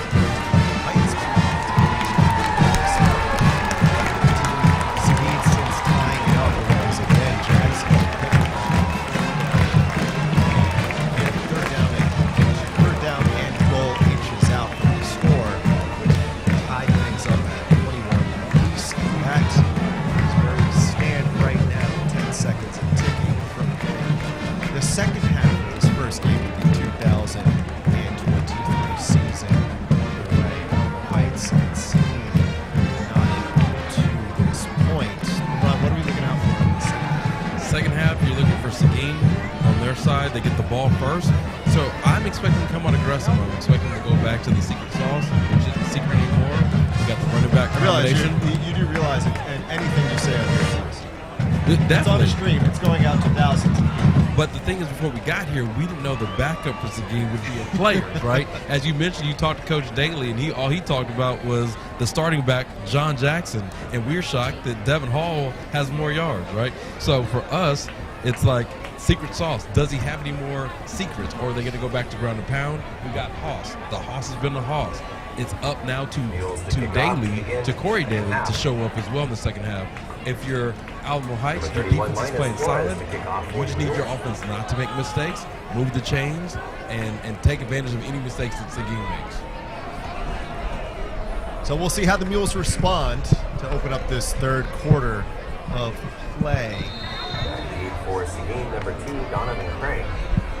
As Heights enters this football game, yet to lose a game in the renovated Harry number 21, Stadium, John Jackson, which began hosting visitors, hosting games in the 2021 season, trying to do more of the same, but got some work to do here in the second half if they're going to make that happen, as the Matadors will turn it back on the other end and walking through. Alamo Heights has done a good job limiting any sort of chicanery, some trickery, whatever you want to call it, that the little wrinkles that Seguin has tried to throw in there.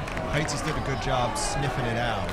And again, doing exactly that to start this third quarter high. So Daly will come back out there with the ball on the 13. You know, one reason why I think they're doing a great job on kickoff coverage is because you can't out-trick the master, the person who's run this for 30 years. This goes back to Jim Streety and probably before him. That kickoff return play where you fake the reverse, that's something that's been going on in the Ron Ritterman era his whole career. So if you do it, you know how to defend it, right? Collectively, it feels like it's phased out. Yeah, I mean, just now in it's general. no more shock value. Yeah, it's not even as much of playing against Ritterman thing, but hey, you know what? Whatever works, this works. Yes. That's John Jackson. It's going to be first down. Still a strong carry nonetheless. On the play, has lived every bit up to his billing as an all-district running back last season in the 12-5A Division I. He had 9 rushing touchdowns last year, another one today, just short of 800 yards rushing last year for the third-year starter. 6 foot 205. That's the size you want out of the backfield. Needless to say. So this is 4 receivers spread out for Daly. Looking to his right, this is Jackson Pond. They're going to say his momentum was halted there, and I think Heights caught a break. That was the 13th defender right there, and we'll take it. I think Heights caught a break on that one. They said momentum was there. That gain is good. We'll look at this again on our side, but that looked like Heights caught a break in what would be a first down coming nonetheless. Maybe not. Pond further. It's not bad because Jackson Pond's a good play. Good thing is Seguin got the first down, right? Yeah, so Seguin got the first down. A little bit closer to the naked eye than we thought, but either way. So first down in favor of the Matadors at the 26-yard line. Those were 5 down defensive ends. This is Jackson just rumbling, picking up about 6 yards. 21, John Jackson with the carry. Got to be honest with you, I'm a little shocked that the offense coordinator, John Longacre, has not sped up the tempo. The running game is going, it's moving. You got the short pass game, the quick pass game. Right now is where you need to make a statement. I don't know that the long drive is the source, but I know if you pick up this tempo, it may give you an advantage. So you want the run to pick up the pass, or set up the pass. Exactly. But I want the tempo. They could have got 2 plays off the time. Let's see, they're in a passive formation out of the gun. This is Daly looking to his left. It's going to go short.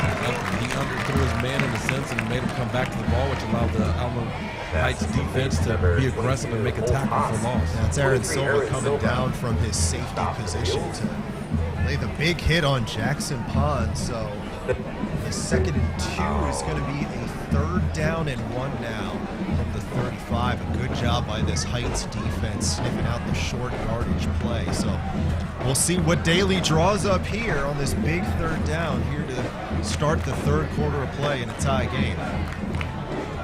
is out of the gun. He's got Jackson to his left. Does Corey Daly going to roll to his right off the play action? 3 Mules. Great defense. Knocked away. Nice defense coming up big. Doing a good job coming out of that nickel spot, making the big play, forcing a 4th down. So a drive that started off promising for Seguin, Heights doing a good job holding their ground and forcing one.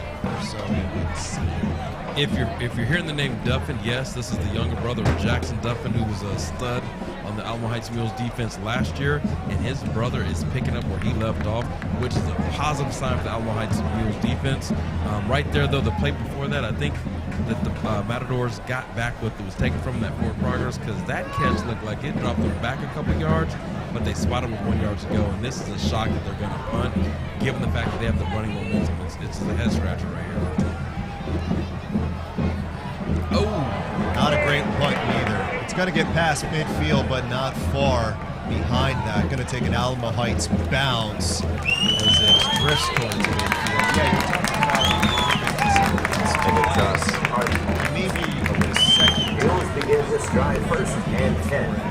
First time in the first half. This is twice in 2 possessions that head coach Craig Daly really played Reminder that our Mules Illustrated All Sports program is starting September 8th, the first home district football game by our prospect from the 25. Be sure to pick up a copy of the whole district opener on September 8th. Elected to run it down for 1 play and then pass it up on a 4th down and 1 situation here. So the Mules will take over just to the right of the 50-yard line. This is Ernst keeping it himself. Looks like he's going to pick up the first down going to his left. Going to be close. Either way, that's how you want to start out the drive. Definitely good punch, good start. Colin Ernst running the ball. This drive right here is monumental and paramount for Alamo Heights offense to set the tone for the second half. If the defense is giving you space, take it.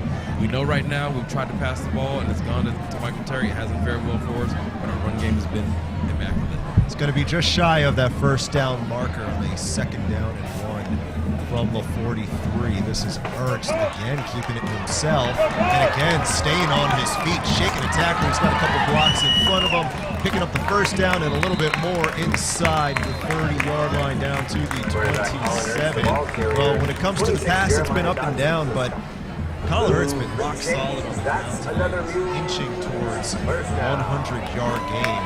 His first true start for this Alamo Heights team. You know, they say off-season for a reason. He really took his off-season serious because it's showing tonight. His balance has been amazing. Into the game right now is Robert Mickler as the helmet of Colin Ernst popped off. So let's see what happens. Number 15, Robert Mickler, the quarterback for the Mules. I would love to see him just flick his wrist and hit Terry on the street down This is the only play he's probably going to see today. Well, he's been in the game in another position. He's been playing the slot back. But I'm talking about this. As quarterback, definitely. But I'm saying, he's been engaged. That's a good thing. We'll see what he does here on a 1st and 10 from the 27. And not going to do much with it. Plays dead. It looks like it's going to be a false start on Alamo Heights. Unfortunate. I don't know how you false start in the gun. I don't know if it's a new quarterback cadence or what have you. We got a little jump. Entirely anticlimactic. Yeah. There goes the flick of the Mick. That's. Oh, did we call timeout? Well, it looks like no, they got it off in time. Coach Ritterman got a time off in time. So keep the punchlines for us. Yes. Yeah. we'll reserve our hypotheticals. Go out there and. Now Mules their first time out. Ritterman catching it with Robert Mickler going out there, his junior quarterback possession. So now that'll bring Ernst back in. Now that the play was dead, if I'm not mistaken. Let me ask this question, Casey. I've always wondered this. Timeouts to me are very precious in the second half. I know you don't want the 5-yard loss, but which one is more valuable, the 5-yard loss or losing a timeout early in the third quarter? I would take the timeout. You take timeout? I guess I'm just different. You're. I feel like in high school you can pick up 5 yards in the sneeze. Like Colin's been getting it. I just game this close. You have a young team. I know you can't take them home with you, but the fourth quarter is kind of like the challenge flag in NBA. Like you don't use it in the first quarter. you wait for the replay in the fourth quarter with 30 seconds to go in case anything happens. Well, I want to coach against you because that's the wrong answer. Oh, man. Oh, this is Terry. Yeah, and you know what? He just picked up a left side. Under my theory, he would have got a chunk of yards.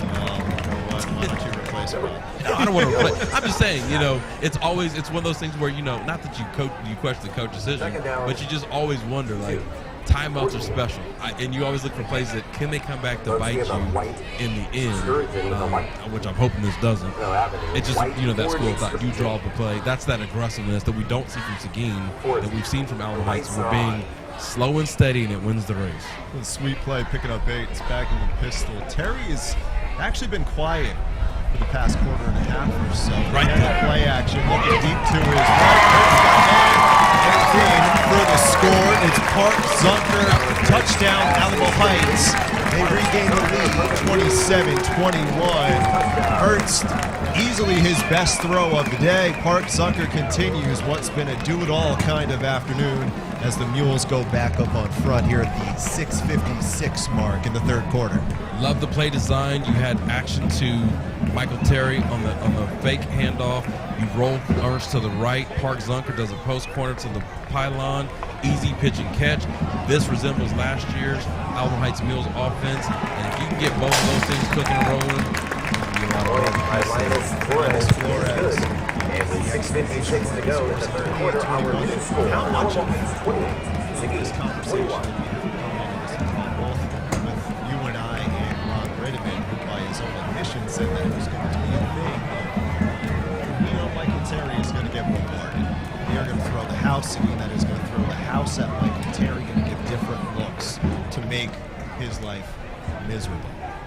And at the start of this game, Terry got his touches, but really for the last quarter and a half now, Terry's been kind of forced out of the game. So we were kind of wondering who's been that next guy? Where is that offense going to come from? A little bit. Credit to Heights and credit to Colin Ernst here. Hasn't been immaculate, but like Ron Redeman said, he does a good job of making the plays, making the smart plays. Yeah, he threw the pick, the interception to Terry, but done a good job keeping plays alive and finding the open guy. In that case, Park Zunker hooking up with the score and now having his team back up on top. Hey, awesome. Big ups, big credit to Coach Barenko, Mike 31 Barenko, Linus Flores and Ron Redeman. The game plan, like you said, they force-fed Terry early. He was engaged. The defense knew where he was, but sometimes for a coaching staff, it's hard to go away from the bread and butter, right? You like to dance with the girl that brought you there. In this case, they found a backup dancer, which is great, and it's opening up the Ferrari. We're starting to look like mules on the move, and we have a lead. Now the defense, hopefully they're energized. They got to stop to start the second half. Let's see if we get another stop in this third quarter, get the ball back to the offense, and who knows, the floodgates may open.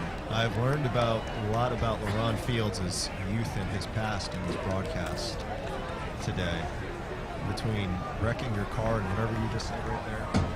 Hey, I'm a dancer. So you gotta... There you go. There's another one. Oh my goodness, this is fun. Hope you're having fun with us here as Alamo Heights kicks off this new season. We're going to 28-21 advantage in the ladder of a home-and-home series against Seguin, looking for a measure of redemption against the Matadors, who take the field at the 25-yard line. This is Daly looking to his left, now straight in front of him, throws just out of the reach of his man. It was Holt Haas out of the slot, going extension pass, incomplete, just out of the reach of the big guy. Would have been a first down. I'm not trying to totally put this on Corey Daly, but he hasn't looked good in this game, in the passing game, right? Like the only few receptions that he has had to his receivers are connected on have been shorter passes. Everything long or that's needed accuracy, he's been off on, which has helped the Alamo Heights defense. So let's see how they continue going forward. Another drop back pass. Across the middle, nearly intercepted. It's Nick Henry getting tangled up with the Heights secondary, getting a hand on Max Bacon, who's been everywhere today. So it'll be 3rd down and 10 upcoming. This Heights secondary has gotten a lot better as this game has gone along. It was a little bit shaky to start, especially on some of the underneath passes that we've seen, but especially Bacon. Yeah, a couple big plays. Bacon has been surprising. Like I didn't expect much from him because he's not somebody that everyone talks about. But he's found his niche in this game. He's going to be a contributor. 8 guys in the box upcoming here. 7 guys in the box, should say, on this third down. Daly completes the play and a flag on the back end. It looks like it might be roughing. We'll see. It's either roughing or holding. Going to be one of the two. It's 4th down. And they'll talk about it, but what could be a pivotal stop for this Alamo Heights team might be all for nothing. Checking in with the officiating crew, and they're going to talk about it. Well, this would be major wrong. Yeah, major one way for each way. I got a problem. If you have to talk about it, maybe it didn't happen. Some things are better left to be seen and dealt with, but if you have to huddle up to see what you saw, maybe you didn't see it. And now we're in this situation where you're turning the tide, you're giving Seguin more life when, when the play was the play. So it is going to be a roughing Penalty against the Mules makes it 1st and 10 for the Matadors from their own 40-yard line. Miscue for Heights. And I don't know if that had more to do with the helmet popping off or if it was actually roughing the passer. I'm trying to see the replay.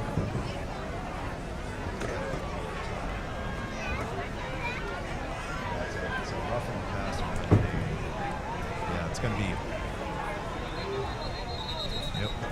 15-yard penalty. So Alamo Heights on what would have been a 4th down stop, a rough break, and now it's going to lead to a 1st and 10 at the 40-yard line. A series-changing play right there for Seguin. How do they take advantage of it? Well, they go to that bubble screen, and it works. Most positive game that they've gotten out of that today on the receiving end of that. Pass complete to number 1, Ocean Marino. Number 23, Eric. Second chance, second life here for Craig Daly's bunch, Corey Daly's bunch, and capitalizing on that. And we've been very complimentary of this Heights defense, and understandably so. But something like that, youthful plays that you might expect out of a young team, could potentially prove costly for the Mules. It's always a swing, right? You have this penalty that gives the other team a little life. You're ready to get off the field. Now we need to see this young defense mature up and find a way to get a stop. On the delay, this is Jackson going to pick up the 1st down and a little bit more. Josh Jackson continues to just be a thorn in this side of Jordan Ricker's defense, picking up the 1st down. He's tallying up a monster afternoon for the Matadors.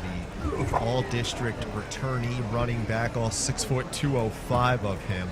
800 yards, just shy of that in the 2022 season on the ground, in addition to 9 rushing touchdowns.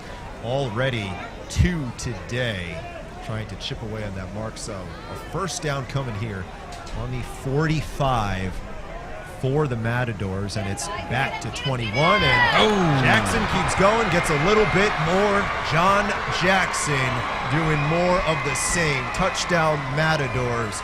3rd score of the day for the Seguin All-District. Talent 28-27, an extra point away from this thing being tied up once again.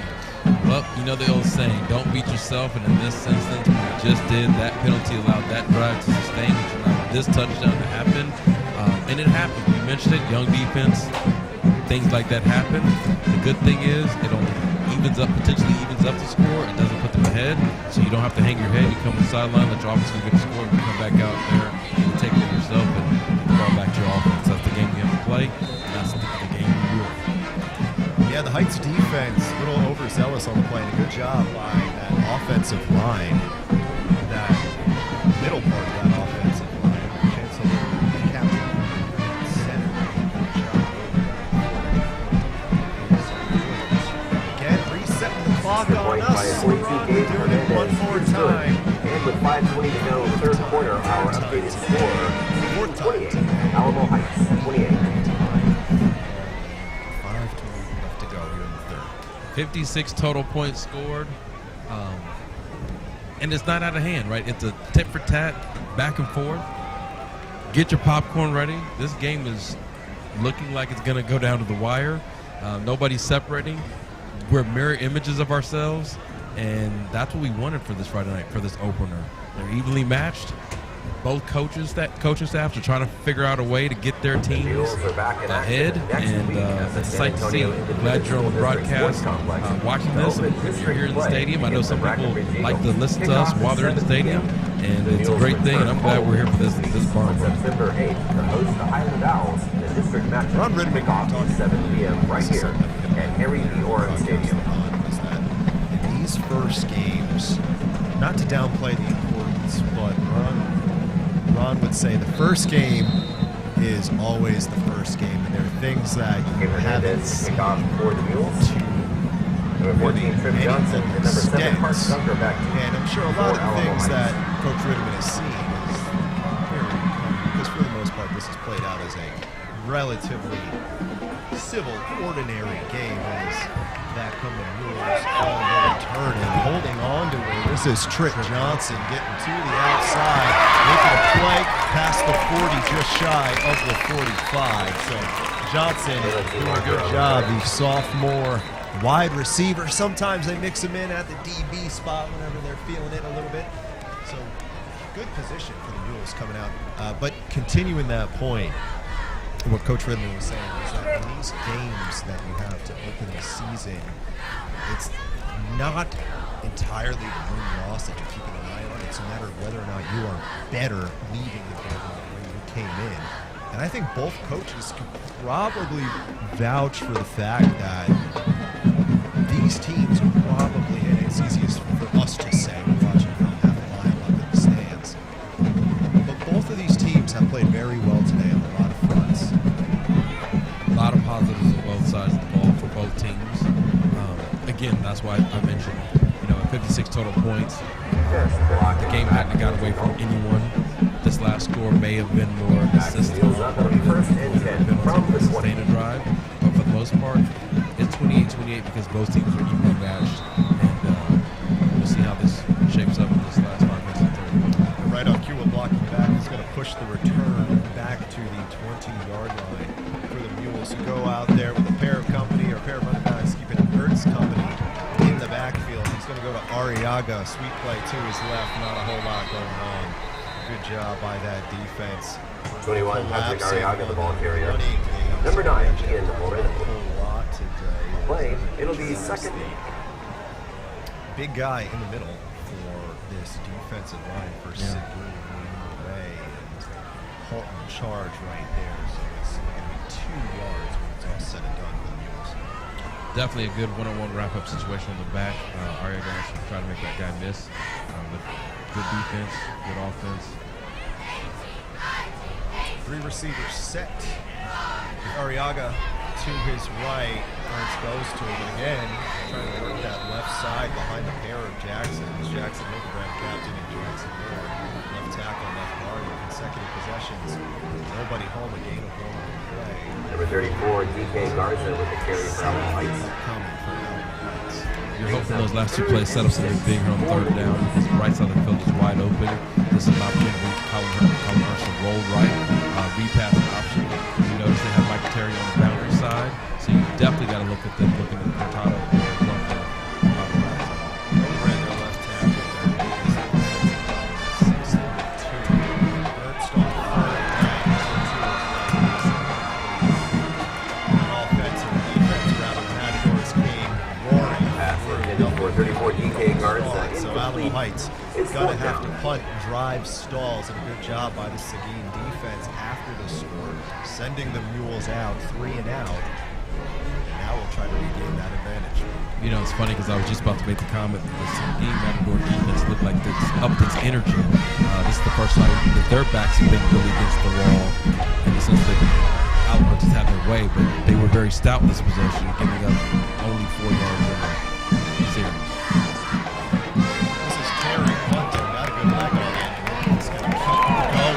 Michael Terry's kick. The defense can get back in time. Special teams can get back in time. They're going to do a good job of doing exactly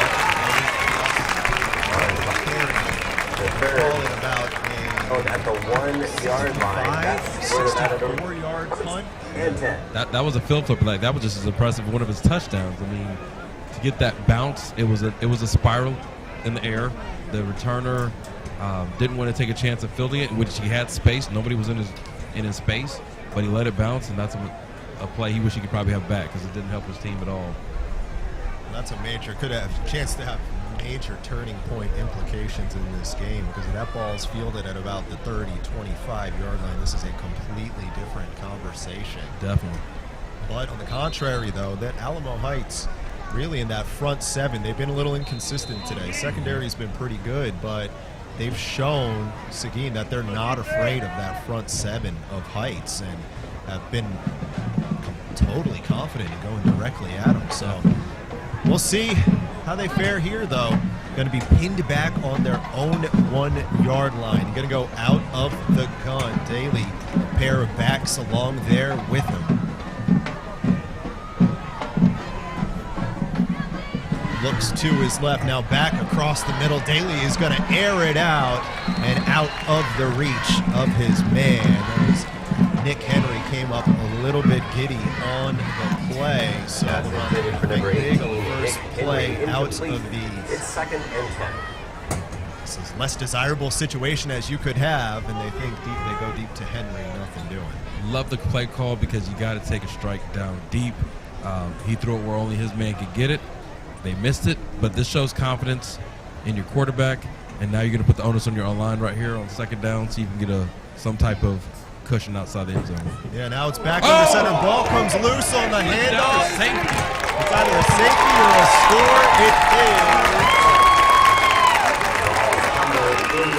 safety. Wow, Heights catching a muffed handoff on the play.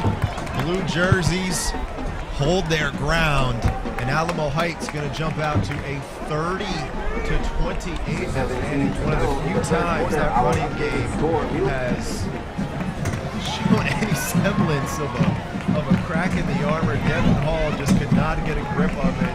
And Alamo Heights going to take a 30-28 lead and get the ball back following the safety as we approach 3 minutes left to go in this 3rd quarter. This game is almost like a boxing.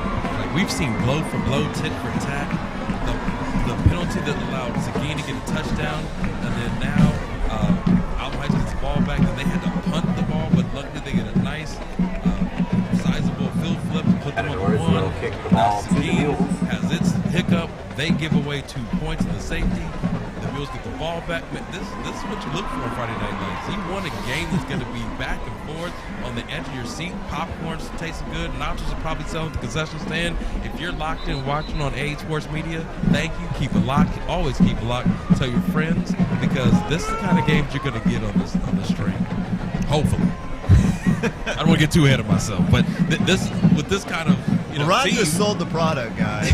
With this kind of team, you don't know what you're going to get. You're always on the edge of your seat, and there's nothing like having a Yeah, you and I were having a conversation last year. This Heights team was so loaded within the district that they were just blowing teams out during the second half of some of these games, just taking from talking points. But from the selfish broadcaster's perspective of things, having a little bit of youth, a little bit of inexperience, some green players out there leads to a little bit more parity, if you will, and more fun for us to call.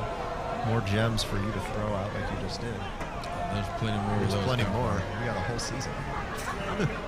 We have a whole season left to go. Again, one more time. Staying on his feet.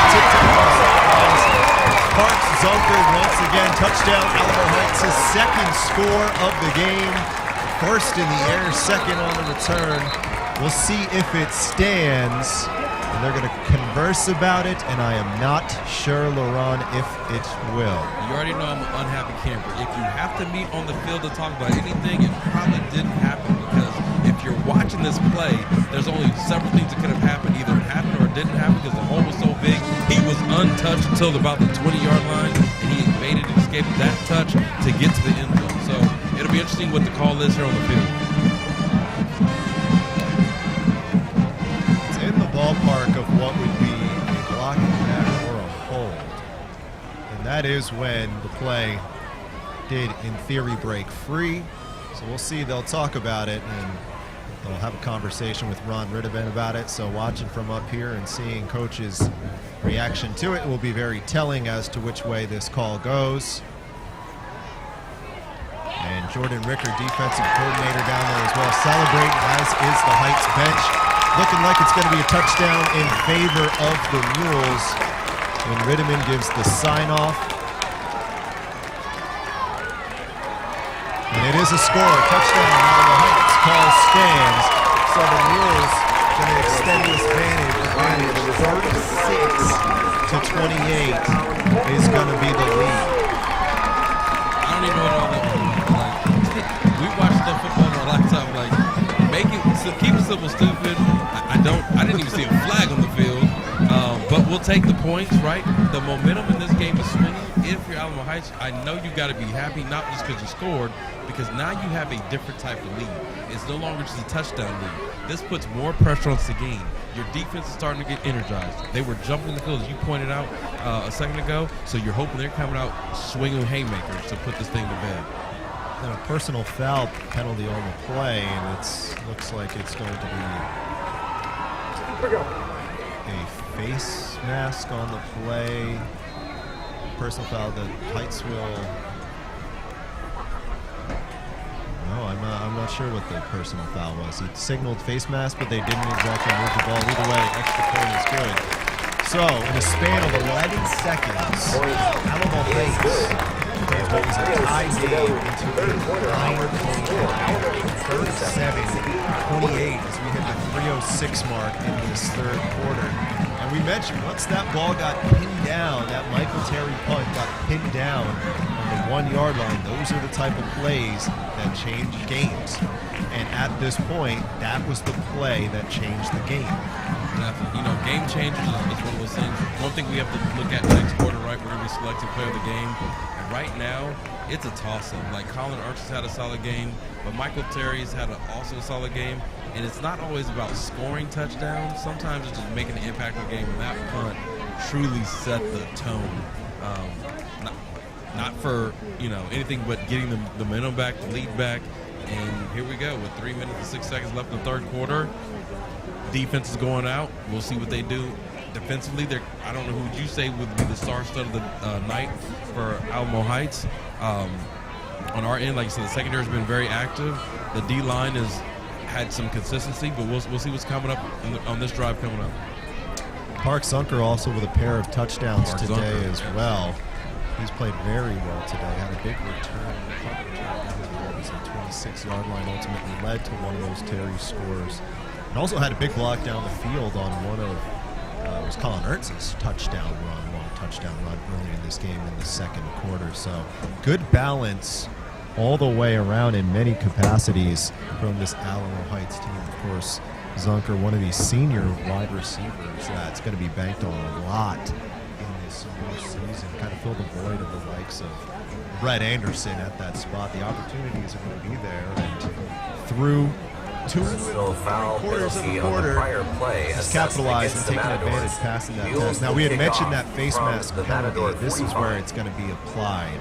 It was on the extra point or on the kickoff, and now it's all come together, LaRon. So the face mask penalty that was called previously on the touchdown will now be applied. So Heights is going to kick off from the 45-yard line of Seguin.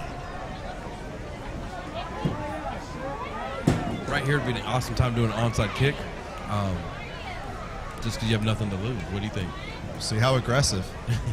It's a lot easier being aggressive with a 9-point lead than in a tie game, right? Definitely. Flores, not going to be aggressive, but it's a solid pooch that's going to go inside the 10. Oh! And it was a lot more dangerous than Coach Daly on the far side would have liked it to be. Donovan Cray saving what could have been a disaster for the Matadors.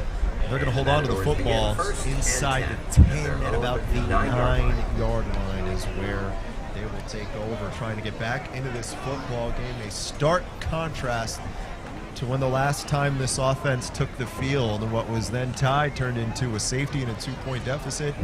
Now a 9-point deficit here at the 3:05 mark. You know what's interesting on that kickoff is that you kind of wonder, did the players get nervous? You know that you practice this scenario, right? Because he just caught the ball and just dropped. He didn't try to advance it. So for the Alamo's defense, they need to stop right here to shut this lead down. Well played. This is Jackson going down at the line of scrimmage. One of the few times today we have seen John Jackson limited by this Alamo Heights front seven. And they're doing a good job. A lot of blue and a lot of gold, making the plays on someone who's been a real thorn in the side of Coach Ricker's defense, but not on that particular occasion. It's going to be a loss of 1 on the play. And the Heights defense, they made that stop with the safety, and you can tell, especially that front seven, looking real rejuvenated. Really, agreed 100% with you, Casey. You were talking about Park Zunker last. Yeah, he was groomed to be this guy tonight. So it's good to see that he's showing up, and it's good to see this new defensive front line is ready to eat, because they've been eating up the run ever since they were pinning in the end zone to get the safety. They are fired up. Yeah, something's starting to come together for this front seven of the Mules defense. Again, Jackson limited at the line of scrimmage, so it's going to set up a 3rd down and 11 from the 8 as we tick under 2 minutes left to go in this 3rd quarter. Pair of tight ends going to be out there this time. I've also noticed that the Mules have been doing a lot of substitution on defense, so that's also a good sign. They have depth. This is Daly dropping back, going to need to play. Look, a deep throw into nobody in particular. Heights holds their ground once again. On to punt will come the Matadors, a 3 and out, and a chance for Alamo Heights to really break this thing open. You know, I hate to say it, but it looks like the Matadors mojo, mantra, mission, whatever it is they use to get up is not fired up right now. The body language on the sideline, there's no energy. The last few throws from Corey Daly to his receivers have been empty or off. So I don't know. Maybe he's rattled. Maybe the Mules defense has done a good enough job of making them uncomfortable, rerouting the receivers. And this all happened after the injury that we saw on the field. So I don't know if that took away his confidence. Oh, we got a bobble of the snap, and more sloppiness from Seguin in the danger zone, and it leads to more of the same from Alamo Heights. Another break, some more sloppiness from the Matadors, and now a chance for Ron Ritteman's squad to really break this game open. Already up by 9, inside the 10-yard line with a $1:28 to go in the 3rd. And things really trending the Mules' direction, and a chance for the real knockout touchdown. On that last play, Ryan Stetson was aggressive. He got in there and made the tackle. Yeah, this, you can't script this. You can't make this up. This is truly like a golden nugget for the Mules, right? At home, the game was tit for tat. You kind of blown it wide open, and now you're getting aggressive and trying to really blow it open as Michael Terry reaches for a touchdown. Or did he? Looks like they marked it up. Number 2, Michael Terry, the third in at quarterback with the keeper. For a large part. Carries the ball to the 1-yard line. It's 2nd and goal. Half. As the tempo picks up a little bit, still going to be Terry, though, in the backfield. 2nd and goal, inches out. And look at Terry elevating. Terry detonating. Touchdown, Alamo Heights. Yep, he went Superman on that. Looked like he would not be denied. You keep saying he's been quiet, but I like to say that he's just playing his part, which is helping the team win, because he's helping them win in many different facets. And this year, you know you can't do it alone. You need the homies to come along with you. Ain't no fun if the homies don't have none. So Michael Terry showed up right now to make it the 3rd touchdown. And again, quiet 3 touchdowns. Yeah, it's like you know, the dude who walks in and then dropped a triple-double. You're like, yeah. Michael Terry's had a triple-double of his own. He's punted. He's ran. He's been a cog. Point try by Martin Flores is good, and with 1 minute remaining in the 3rd quarter, our updated score it's been a whole team effort, and that's what you want to see. You never want to see your best player have to be force-fed. You want them to be able to make magic the organic. I like it. Well, it's interesting you say that, because one of the things that Ron Ritteman, we met earlier in the week, talked about was as it pertained to Terry and his ability to still get better going into this junior year. We know all the flashy, all the aesthetics. We just saw it again right there. But the growth in Michael Terry was going to be his ability to do things that are not showing up in the stat sheet. Like, in this case, being a decoy, things like that. When you're the focal point. Back to receive the kickoff, number 2, Donovan Gray, 21, John Jackson. Just having your Marcus presence Flores to kick for the Mules. And while, again, it's easy for us to say, and we don't have a full analytical view of it right now, what we do know is that this is an offense that has found its rhythm outside of Michael Terry. Mind you, they have gotten some pretty good bounces their way, literally and figuratively, but things have clicked on many fronts as SEGUIN, this is Jackson, working it all the way up to the 20-yard flag on the play. 21, John Jackson, the ball carrier, penalty marker down. It will be holding, so ball dead at the 20, keep moving it backwards, another penalty for the Matadors. It's unfortunate they're starting to unravel. To this point, up to this point, these past few possessions, they were very disciplined. Holding penalty against I the don't know if Matadors. it's Texas Heat. I don't know if it's being on the road. I don't know if it's first game jitters. I don't know if they just lost their confidence. Whatever it is, it's effective, and there's still a whole quarter to go. Kickoff today was just about 100 degrees. It's 100 degrees up here, so that means probably on the field you're looking at somewhere closer to 105 ballpark. Thermometer up in our 7. And it's 1st and 10 for the Matadors from their own 7-yard line. Outside, so your modest 8:30, 9:30, 92 degree game. Yeah. Welcome to the world in 2023. Well, what's funny is, everybody's been practicing early in the morning. I don't even know if their sleep cycles are set. You know what I mean? Like, the whole football world has changed to avoid the heat, so you're not even used to practicing or being Number 5, active. Devin Hall with the carry. Tackled by number 30, Ryan We'll Stetson see for the what's Mules. going to happen. 8 and 9 on the play. Second Devin and Hall 1. just short of the 16. Play clock and game clock separated by about 2 seconds, so this is a chance to play of the quarter should they choose. At the rate they're moving, this probably will be the last play of the quarter, and again, it's another stop by the defense for loss. It's the third time this quarter we've The ball seen carrier that wrapped up by 22, Will loss Broderick or for the Mules. no gain Loss from on the these play. possessions to go, and that is how this third quarter will come to That's the end of the third quarter. Heights Our putting score, Mules 23 44. points. Matadors 28.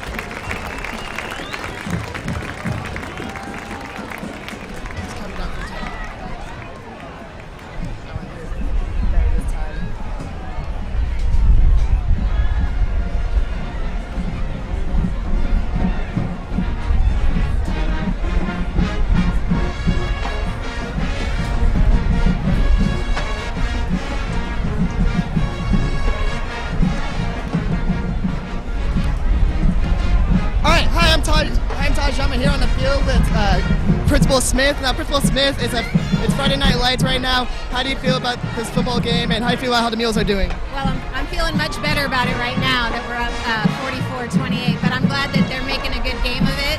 I'm so happy to see the stands are packed and everyone's here having a good time, so it's all good. All right, thank you, Principal Smith. All right, back to you guys in the booth.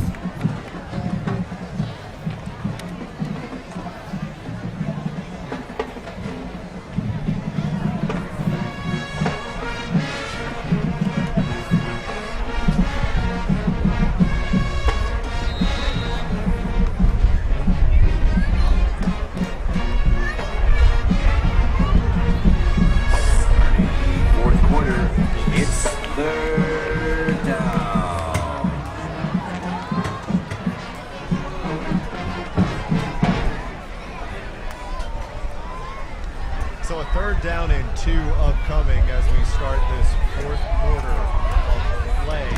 Jackson holding on to it. 21 Jackson, the ball carrier. Shy 92 Maximus Martinez. There's a stop for Alamo Heights. A gain is enough for a Matador first and 10 from their own 18.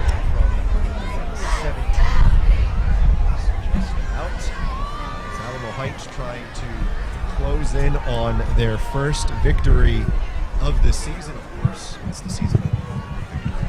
Season opener will be the first victory of the season. No kidding, Casey. Good catch. Anything they don't already know, right? This is Daly looking to his right. As a man, Jackson Kahn, rather whole toss, I should say. It's going to be a positive game. It's the insight you turn in. Daly's pass is complete to 26 full toss. Playing one game, the first game player win the game. Stop for Alamo Heights. You play to win the game. That's tough. Gain of 4 on the play, second is Seguin. This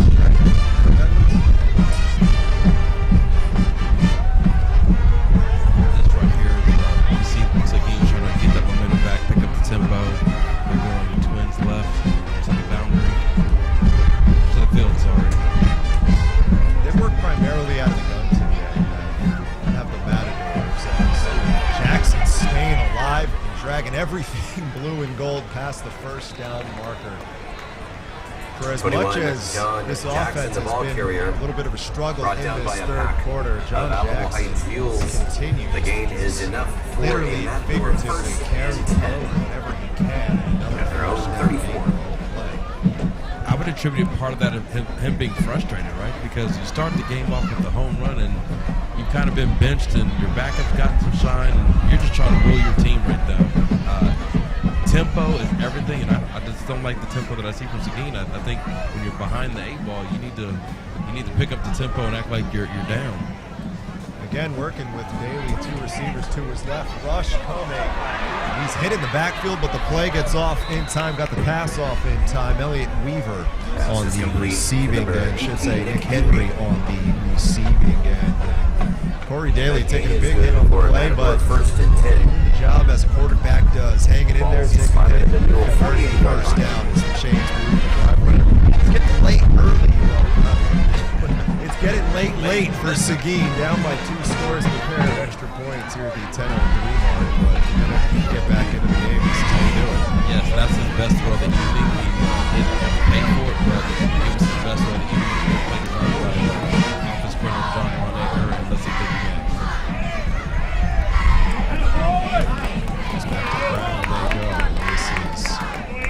Devin Hall, the ball carrier. I'm still shocked that, again, the tempo, the pace of the Matador offense is, they're almost operating as if they're up by 16 points, and they're not. And time is ticking. It's 9 minutes and 30 seconds left to play, and they're huddled up, and they're mosey along. They have played, interestingly enough, because usually you don't see it play out this way, it seems like they've played more reserved as the game has gone along, as opposed to the contrary, which that usually is not the case. Nothing reserved about this, though. Aaron it deep, though, as Daly to his right has a man. Touchdown, Seguin. So this is what I expect to see earlier, right? Because as we lose our young defense, when you don't return but 1 start on defense, I'm sorry, if I was an OC, bombs over Baghdad all day. I'm dropping bombs like hits, and we're coming. We're swinging like Sugar Ray Leonard, Mike Tyson in the boxing ring. I'm gonna make you stop me. But I'm okay with that because as a Mules fan, they didn't understand the assignment. We gave up 1. I'm hoping our offense comes back and we get it back. But that's what makes it exciting. 9 minutes and 10 seconds left. 44. They're setting up to go for 2, I believe. Let's see how this one trickles. That was Creed Weaver playing. Matadors to attempt the 2-point conversion. 2-point conversion makes it a 1-score game. See, Matadors have in their pocket. Rush coming. Daly got it off in time. Pass is incomplete. I will tell you, that was impressive footwork by Corey Daly. The pressure was on, the heat was on. Like Michael Jackson, he was moonwalking. He slung it to a receiver and just came up short. Good stop by the Mules. Even it's to a 10-point lead. It's still a 2-possession, 2-score game. Let's go Mules offense, and let's put this baby B-E-D. Max Bacon on the deflection for the 3rd time today. Max Bacon's been cooking. Yes. Look, I know what I'm eating for breakfast tomorrow. It's going to have bacon in it for sure. It writes itself. It does. It writes itself. Rough thing with the last name Bacon with that when it comes to puns is if he's a DB and he's getting cooked on the play. You know? One more thank like you if that ball was caught, Henry catches that ball. Baird Foundation Repair, Max got burnt. Methodist Healthcare, Broadway Bank, it works twofold. It does. Yeah. Max has been filling up the sheep crab bacon. Making Alamo football salads, our bacon success. potatoes, and everything else, burgers. And he's been cooking his bacon for the opponents today. So shout out to Max Bacon and the Bacon family. Two guys have been impressive, Max Bacon and Duffin. Oliver Duffin's been doing his thing in the secondary. One, the touchdown they just gave up, that's the only one all day. That deep. Live with that right now. Number 14, Trip Johnson, and number 7, Park Zucker back deep to receive the kick from Gabe Hernandez. Left to go in this final frame of the second of Alamo Heights and Seguin's home-and-home series in as many seasons. This is Park Zucker gets a hand on the ball. Getting two on the outside down the block at the 40, crossing out of bounds at about the Seguin. Zucker with the return. So again, fantastic position Matador territory for Alamo Heights, built off another strong at the 48-yard line. That's the MO of Alamo Heights. Offense, defense, and special teams. Special teams lose the ball. Think about this. They've only had one time all game, maybe two, where they started in fourth field goal position this whole game. So now you're starting on the opponent's side of the 50. You can move the ball. I think they have Michael Terry next season. That let's see what we get out of this. Not be surprised if we see it go to the ground a little bit more, and time for the Mules to start playing a little bit more conservatively, working with a 10-point lead with 9 minutes left. Ernst's going to do the job, doing a good job, cutting to his right, staying in bounds. Those are the plays Colin that Ernst, Ron the ball Redmond carrier. talks about. Why Colin wears the figurative C on his chest. He keeps going to it. He keeps left, that clock stops, he goes out of bounds. 5 on the Instead, play, second and he'll 5. pick up the same From yardage the right there. 43. 1-2, actually. Seemed like less on the play, but that clock keeps moving as we approach 8.5 minutes left. Very smart, right? You want the ball to go sideline to sideline, and eventually you want to get vertical, get yards, and don't get out of bounds. You don't beat yourself, right? You get the ball to the people, you can make things happen. It makes smart decisions. Over 100 yards rushing on the day for Colin Ernst in his first start for the Mules in this new season as the senior captain. Play caught down at 2, going to go to Terry to his left. Positive gain on the play, short of the mark. Number 2, Michael Terry the third, the ball carrier. Tackle on the play by 99, Hunter Micah. Short gain on the play. It's third down. Looked like a missed blocking assignment there. As you can tell, the Mules were hoping to get more on that stretch play to get to the first down, but now it's going to be third and 4. So we'll see what they can do here. You're okay with the pass, but you'd like to see the best safe plays with the first down and the blocking. Yeah, Heights with the luxury of time and a 10-point lead to do a little bit with what they want here. As instead they go to the ground, they'll play the more conservative approach. Back to Terry, keeps the play alive, and now the fun starts. All the Rangers left going to pick up the first down. Taking it to Michael Terry the third, the ball carrier. I'm pretty sure Coach Branco said we're going schoolyard left, schoolyard right, cut left, pick up the first down, and get a couple more chunk yards. I'm sure that's what he drew up right now. That's the way he drew. Yeah, that literally. Word for word, that's the way he wrote it. I'm sure that's we're next to the coaching booth and we can hear when they call something and they're gun what they want to go. And we also hear when they're like, no, yes, get off the field. So that's where we're kind of being able to take with the play. That was somewhere in the middle. Yes. I'm not sure. Yeah, we'll take the first down for sure. That's what you want. Move the chain. So inside 7 minutes at 6:37 and ticking here as a new fresh set of downs coming. Ernst gonna hold on to it. Read a whole lot, and you know what? There's gonna be a personal foul. Yeah, some extracurricular activity is gonna keep this drive. Drew back, Colin Ernst, the ball carrier. His helmet popped off, so that ended the play immediately. They take it to the ground after, and that's in all likelihood, barring something I don't really know of, that's going to be 15 yards. I'm starting to get the feel that Seguin is popping his helmet off on purpose, right? Because that's like the third time his helmet's popped off, and he's had to come to, and he's the only one whose helmet's popped off this whole game. So in my opinion, I don't think the guy should have to come off the field when it's necessary, but that's the rule. We got to live with it, but it's just crazy, almost advantage to the defense. But unfortunately for Seguin, you take the quarterback of the game, and who else is going to get the ball? The one guy you haven't stopped all night. So, hey, pick your poison. You want to take the head off the quarterback? Oh, wait, he's going back in. Yeah, thankfully on that play, because it was a defensive play, gotcha. He is able to come back in the contrary if he would have gotten hit. Yes. Popped off. You never know in the new safety era rules where it's like, you know, where the gray area lies. But that's good he's able to go back in. He ran off the field like he couldn't come back out, so I was like, oh, maybe that was the case. So 6 minutes we approach, and a chance for Alamo Heights to really put this thing to bed, up by 10 with 5:56 and a fresh set of downs to work with. Ernst again in the gun will go to the ground. This is Arriaga, and he takes Number 21, Patrick Arriaga, the ball carrier. Oh, now they're saying the ball might have popped loose. The officials aren't signaling yet. Talk about it.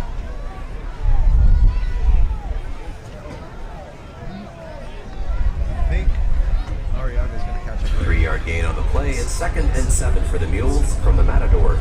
Stay Alamo Heights ball, 2nd and 7. That clock is still running. 5:17. 2nd and 7 from 13 from Alamo Heights. Working with a 44-34 advantage. A pair of tight ends out there as, again, it's the shotgun. This time it's going to be Terry under center. Steps back like he's been passing himself. Goes to the line. Gets to the outside. Hurdles a guy. Couldn't get over the top, but does take it inside the 5-yard line. In at quarterback with the keeper. James, that's they keep moving up. Either way, positive ground. Terry was going for the highlight. Maybe needed to do 2 more reps on the calf raise to get over the defender next time. Either way, Ron Ritterman doesn't care about that because it's a first down. Clock's going to keep on moving. Again, a chance to put the exclamation point on a season-opening win, and more of the same from Michael Terry.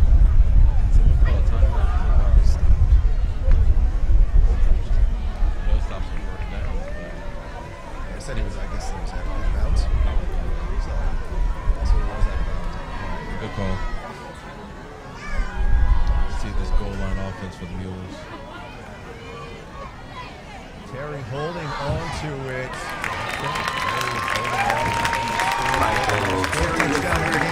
for the Mules. This might be the one that puts the exclamation point on a season-opening victory for the blue and gold of Alamo Heights. 50-34, the Mules extend the advantage, an extra point away from making this a 3-score game, opening 2023 on a high note. Very high note. I can be honest with you, like as much as I want the Mules to win, I didn't see a 50-burger coming at all.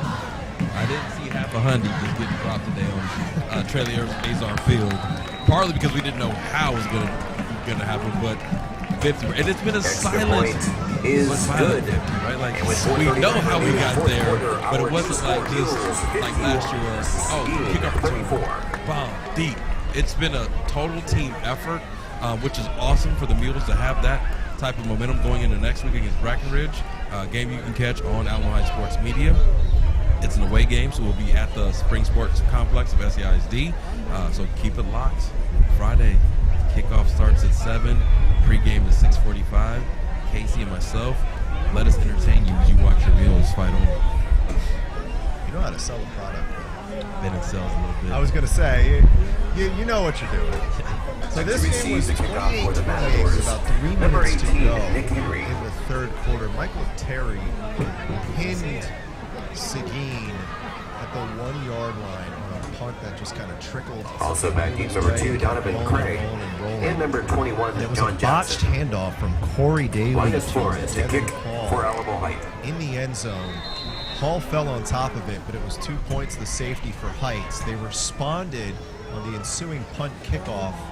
Park Zunker took the thing all the way back, which made it a 9-point game.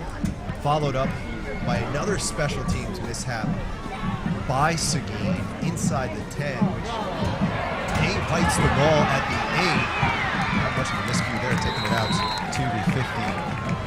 Tackle Pray by number 30, Ryan Stetson. That is how we got to the point. Heights subsequently scored after taking that ball over on the 8.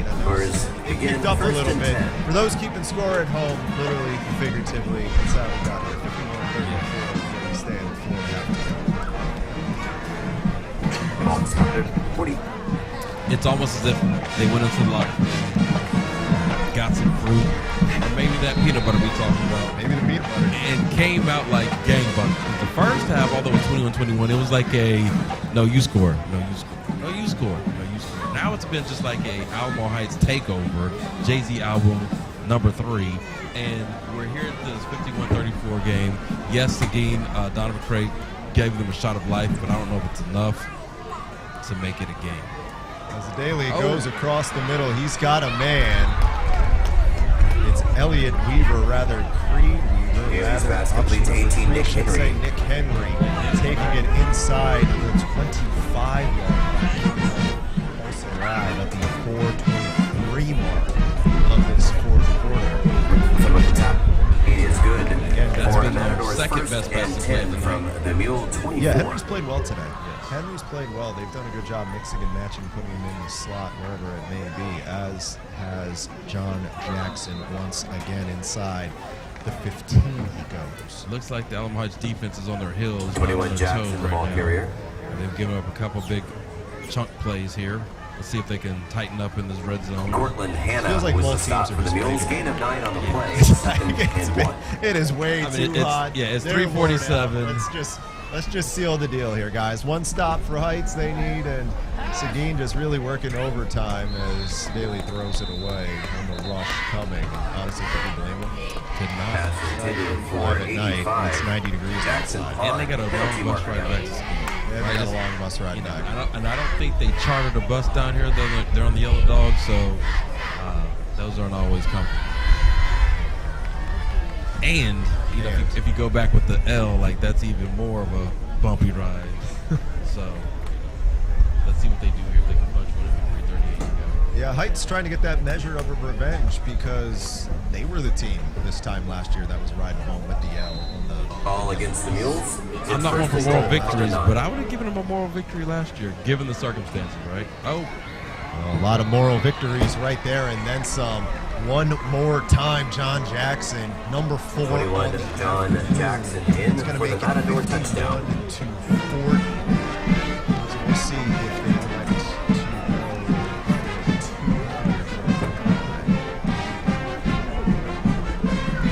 Don't think they will. 2 would make it 51. It's still a 9-point game, so extra point contribution.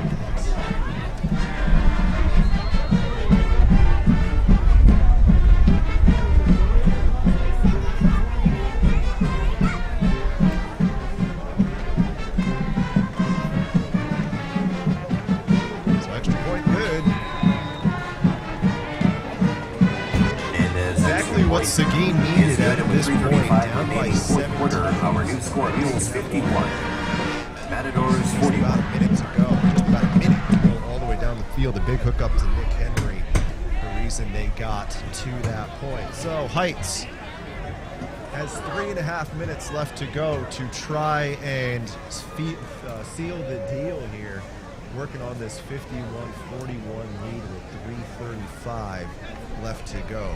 Along with LaRhon Fields, Taj Young down on the fields. My name's Casey VIERA, coming to you from Harry B. OREM Stadium, the season opener for Alamo Heights and Seguin, kicking off the 2023 season in a year that is prompted by much rebuilds. Once again, the Mules are back in action next week at the San Antonio ISD Sports Complex to open district play starting The vacancies to Breckenridge be Eagles filled. kick off at 7 p.m.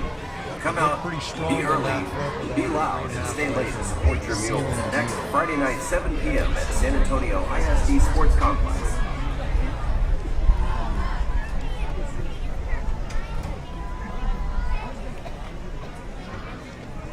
Scoring numbers up to this point to tell you how we got here. Michael Terry has 4 scores on the afternoon. Park Zucker has 2 more of himself, 1 in the air, 1 a special teams return. Commentators also has a rushing touchdown on the ground as well. That is how we pick up 7 outright touchdowns today, or 6 touchdowns today. Number 4, Corey Daly to kick. Season opening victory and the onside kick coming. Your hand squad. Your hand squad's in. And Heights does exactly that. So imagine the offense comes back and back to the ground they go. By number 10, Colin Ernst. And the Mules begin first and 10 at their own 46. You have to be very happy with the performance. That doesn't necessarily mean it was a clean game, but we talked about it. Opener, at home, young team. Expectations are always high for Alamo Heights because you're Alamo Heights. And you come out here and you start off a little slow, right? Gave up the big play, but you battled back and you've been in control of this game for the majority of the game. As a head coach, you're probably going home sleeping very good tonight. And you come in the morning, you watch film, you make the corrections, you start putting in your package for next week at Breckenridge, and you just go from there. This is a good step forward. But I don't know, Ron. You talked to Ron about this. I'm not entirely sure they're feeling like they're out of the woods yet, if we're being honest. I'm being the devil's advocate. No, you're right, but I hear you. They and do I feel have 3 you. timeouts left. Bill Terry the third, the ball carrier. Well, yes, anything can happen. I'm not saying this, but I'm saying the performance of the team. They found a way to lose this 52 to 51 way. I, as an observer, and I'm sure you can attest to this, feel good that your team battled. They didn't let that first touchdown sulk them down to where they couldn't compete or didn't compete. Right. You mentioned that, Colin Ernst using his feet. He found a way to get engaged in the game. Park Zucker got engaged in the game. Like, think about it. Your quarterback is starting for the first time ever. Ran for a touchdown, rushed for over 100 yards, threw 2 touchdowns. What else could you ask for? And then you add the bonus of Michael Terry being Michael Terry. Pretty good pay, right? I mean, the only thing you could have asked for is if Patrick Arriaga ran for 100 yards, right? Which could be coming soon. Don't know. A lot of the things that Coach Ritteman hit on at the start of the week talking to him was that it was a matter of, in terms of the offense, taking advantage. The big thing for them was going to be able to take advantage of what the defense gives them. And I think that's big. Probably the big takeaway from what you're going to see tonight was that they did a good job doing exactly that. And while Terry got his numbers, there was a lot of times where the ball was forced, not a lot. There were a few times where the ball was forced to Terry. Yes. And it led to a turnover, led to a couple incompletions, and a drive, couple punts. But they built off that. Yeah. And you saw that was not happening anymore after that. They got it out of the way. They were kind of saying, no, what works, what doesn't. And now they're zeroing in on a win. Ernst's doing a good job. Exactly that, keeping the crowd alive. Not making a mistake, not fumbling, not throwing it away. Quarterback Ernst, the keeper. SEGUIN will take their first timeout. Tackle by Donovan Gray, number 2, short gain on the play. Timeout on the field. So I think collectively, SEGUIN's second timeout of the half. The question marks that we had coming into this, who will step up beside Terry? How much do you think that's been answered today? I would say a good chunk. Beyond of course we're excited, but prisoner of the moment stepping aside. How much of that was answered for you today? A lot. One, because you don't know how people will respond to the new roles. Park Zucker really wasn't a factor as a receiver last year, right? He was a returner. He would fill in for Brett, who already had 2 touchdowns, and he'd come and return his own. So him stepping up as a receiver is crucial. I don't think we've seen the best of the receiving corps yet. I think as the season goes on, we're going to see more and more of them. You got your Trip Johnson, you got Josh Hurtado, got other receivers, right? We got Bennett Johnson didn't get a catch in this game. So if he's the guy that they're gonna feature in the passing game, that's another weapon. Now I guess I'm ping pong back this question to you. How do we feel about the defense? We've given up 41 points today. It's had some third trouble in and the 9. run game and some trouble in the passing game. I will say this is probably the best offense that we'll see all year. So with that being said, how do you assess the defense? Work in progress. Arriaga, the ball carrier. I think. Timeout on the field. It's Seguin's third and final timeout. It said what? They took Took a timeout. Unexpectedly so. I was about to say Ron Rittman was. Yeah. Coach was about to have a conversation if Arriaga was in fact out there. The defense, work in progress. I think that's probably the best way to describe it. You saw a lot of things that weren't particularly good. The front seven were a little inconsistent. I thought the secondary has been okay. Midway through that third quarter, it seemed like the front seven was really figuring things out and was ready to put a bow on this game. But Seguin responded and turned what was a 17-point game to a 10-point game and a chance to potentially get the ball back here once again, barring a turnover, but I know that's been a little bit unpredictable throughout the evening. 18, Henry back deep to receive the punt from Michael Terry. Saw flashes, right? Yeah, we saw flashes. Saw moments. And we don't know how much to attribute that to the rotation, right? Like, you have your starting group of D linemen, and then you have your rotational players, and sometimes there could be slippage, and the results aren't the same. So I guess that's, again, something the coach is going to watch film on, come up here on Saturday, make the corrections. Terry's punt is down at the 21-yard line. That's where the Looking Matadors begin ahead, first. next week, Breckenridge Eagles. Do you think that the game will be this high score? Probably not. Probably not, because I think this is Seguin's probably a better team than Breckenridge. Breck, by the way, does not play until tomorrow. They play Jay, which will be an interesting match because Jay is 6A, and if you know anything about Jay, they're pretty athletic and they normally have a couple big linemen, and so that'll be a test for Breckenridge that may be above their head. Flag on the play as Henry across the middle. He's going to get the first down, but looks as if it's complete to number 18, Nick Henry. 2 markers down. James Booper penalty's going to be on Heights. Still, Seguin has a little bit on the pulse here. 2:43 to go. They're not interested in getting that pulse, generating some blood flow. Like, you're down 10 with 2:43. They're not huddling. That's a good thing. But it looks like we're in prevent defense. I don't know what we're doing. We got 4 across. We called another timeout. I was going to say, I think Coach Rittman is timeout. Mules their second of the half. That's why he took time. But hey, listen, that is why we have these conversations about the young defense perhaps being a little bit vulnerable. Yeah, it's situations like this, not being able to close out games. When you have a 17-point lead with 4 minutes and change left to go. You can't have a 30-yard hookup across the middle that ultimately sets the stage for 7 points in a minute and change. But that's a youthful thing. It is. That comes with time. Unfortunately, in this spot, you'd rather have it happen by 17 with 2 minutes left than in a district championship game. And if you're going to make this happen, have it happen now as opposed to November. But this is part of the process, right? Part of the process, coaching on the fly, coaching in-game coaching, teachable moments, so you can put it on film. Hey, moments like this help you win big games in the end, because as the schedule gets going, it's going to be up and down competition. But once you get to that first round of playoffs, you're going to be playing somebody who's battle tested. First and 10 for Seguin from the 37. So you want these moments to build on.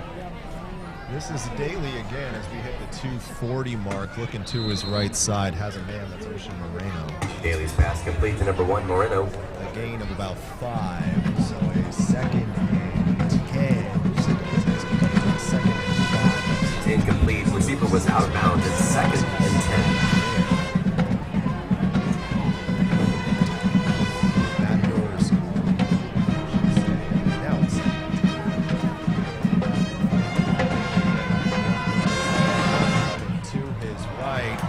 the man. It's Jackson breaking free, and he's gonna get the first down on the play. John Jackson. He stays in bounds. He stays in bounds, but you know what? 21, John Jackson. Yeah. The result of the play is good for a Matador 1st and 10 at midfield. Said Jackson, it's Nicky. Correction. So 141 as we hit that 218 mark. Here's Daly going to the right side. Big hit. Number 1, Moreno. Number 32, Blake Killian with the tackle for the Mules. Short gain, it's 2nd down.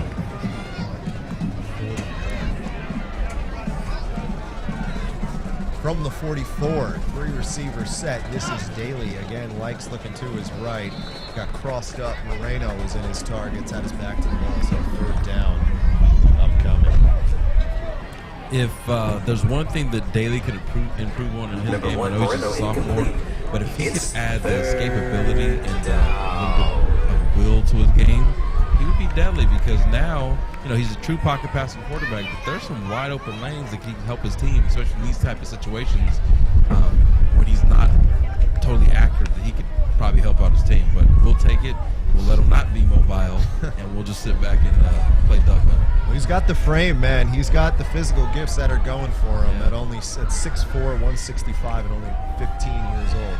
He's got the part that you can't teach down, which is height, which is size. That's a guy who's Pass complete to 21, Jackson. That you can't teach something like that. Again, it's Jackson. Twist out of bounds at the 32.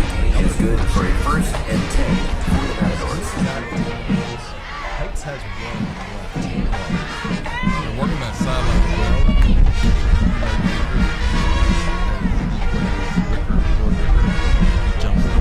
They only have 2 options. Either going to come to the boundary or the field, and right now they've been working that right side because of the lack of timeouts, as you pointed out.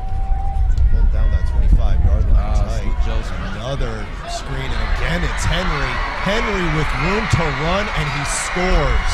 Touchdown Seguin.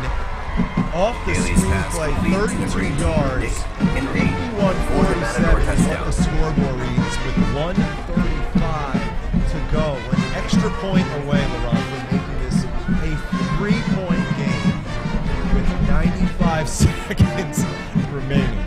You know, about 30 minutes ago, I was saying, like, put this baby bed, 10, we're going to buy this, that, and the third. And as the youthful experience would have it, it may be a 3-point ball game after this extra. With the hands team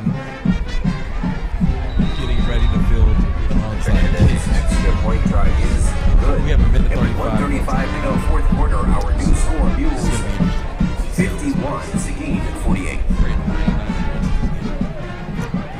Theoretically, people like seeing offensive stuff. Here you go. This is what you want. I mean, when you got a salesman like yourself selling the product, how much more could you want? It's been an exciting game for us. Like you said, we have talking points. We'll be able to stay engaged, keep the audience engaged. I know you're still watching because this now becomes a nail biter, and you want to see how the Mules can clinch this victory in the fashion half. Again, this is all great for the team because there's good coaching points, good talking points, something to build on. And like you said, last year the game ended in a 3-point loss for Alamo Heights. Coming home, first game of the season, maybe it's a 3-point victory. Put a bow on it, and let's kick it on to next week at Bracken Ridge. Onside kick recovery for the Mules all but ends it. Yes. The way things have gone, though, in this first game, I don't want to say anything. I'm just not going to say anything. Yeah. I want this game to end in regulation. We might be time to put LaRhon on mute before things are going. Well, Phil's about to be on the field talking to Coach Ridham, hopefully as a victorious head coach, as long as with the player of the game. A highly unlikely event that Ron is listening. Oh, he's not listening. He's probably coaching up highly right event. He might have something to say. Number 14, Trent Johnson back deep for the Mules. Hands team on for the Mules. Daly to kick for the Matadors.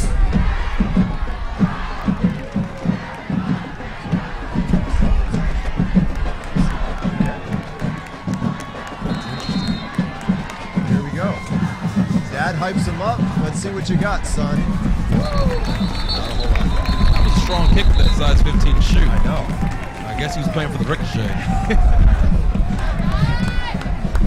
what? Whatever works. Football is a weird game, man.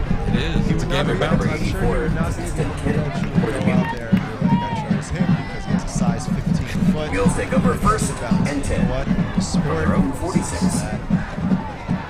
Effectively does that. So, this one, if Heights can just do the right things the right way and do what they're supposed to do, walk away with a season-opening victory at Harry B. OREM Stadium. Victory formation as Ericks will take a knee, and this thing will tick down to what will be Alamo Heights' first victory of the 2023 season. 115 and ticking to the 30 on the play clock as the Mules host a 51-48 victory here at Harry B. OREM Stadium in place. Since it was renovated in 2021, they have yet to lose him. They have yet to lose a game in this building since its renovation. Ron Ritteman is 47, now 46 seconds away as Mert's going to take one more knee. He's going to have to take another after that by 2-second differential from play clock to game clock. But Ron Ritteman is going to, in his time at Alamo Heights, move to 32-6 on the season. 18 seconds left to go and ticking away, and that will do it. So, Alamo Heights starting the year on a high, going to be a 51-48 victory, a wild finish. The Mules in a game which was tied at half, went up by as many as 17 in this fourth quarter. Credit to the Matadors, put a lot of scare, you would think, at least from the outside looking into the lives of this Mules team. But credit to Heights, making the plays when it matters, making the timely plays when it matters, and they walk away with their 51-38 victory to start the season on a high. Michael Terry, 4 touchdowns on the afternoon for the Mules on the afternoon. On the evening for the Mules tonight at Harry B. OREM Stadium, Park Sucker with a pair of touchdowns himself as well. Colin Ernst, another one on the ground and another in the air for the Mules. The leading passer, Corey Daly, for Seguin, a touchdown as well. John Jackson with 4 touchdowns on the day for the Matadors.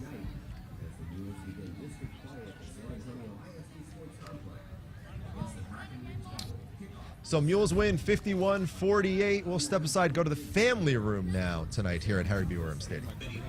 What's up? Are you the camera guy for down? Hi, I'm here in the family committee room with this beautiful, with the coaches' wives and their beautiful family. Now, with the Mules win, how are you feeling about this game? It was a great win for the Mules. Excited about the season. All right, you excited about the season? Mules win 51, Seguin 48. Go!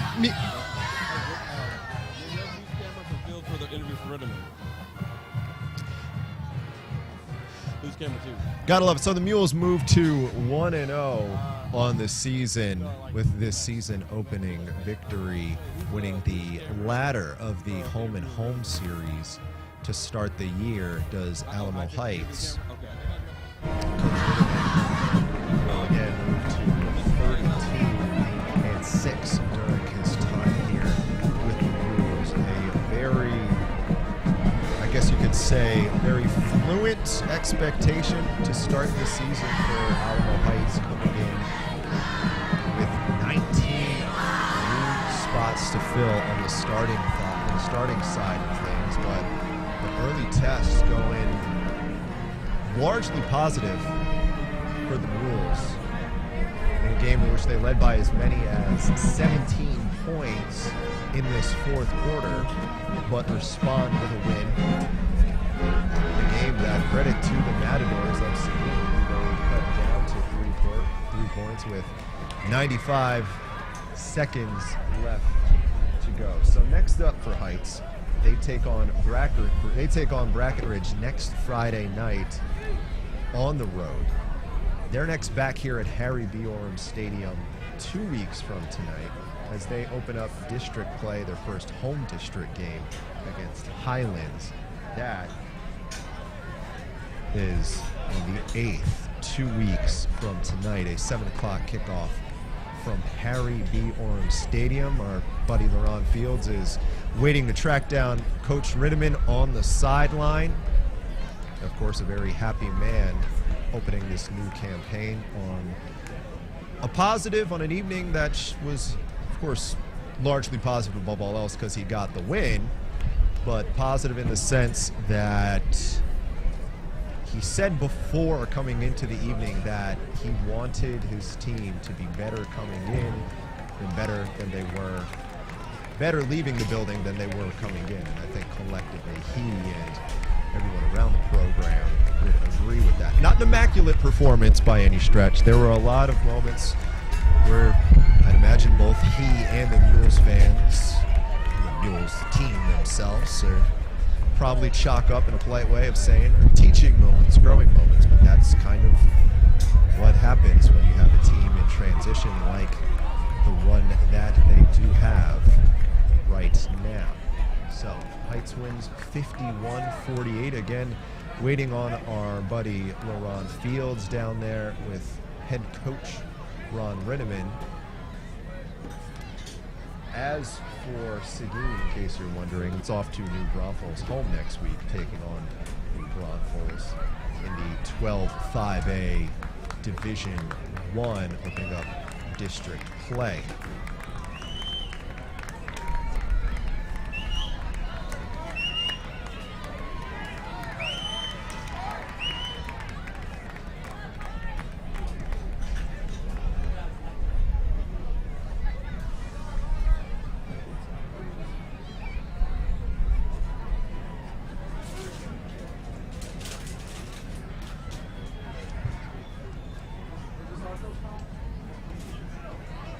So 51-48, your final score tonight here from Harry B. Orem Stadium. Alamo Heights opening their season on a high note. Going to check in with LaRhon Fields as he's tracked down Coach Ritteman, of course, a very happy man. Opening year number 35 on a high note for Coach Ritteman, of course, number 4 here at Alamo Heights. Doing everything they needed to do on a fun game to watch as a spectator. As a head coach, you take what you can get. A survive and advance type of vibe tonight at Harry B. Orem Stadium. It'll work. Mic check. LaRhon has coach.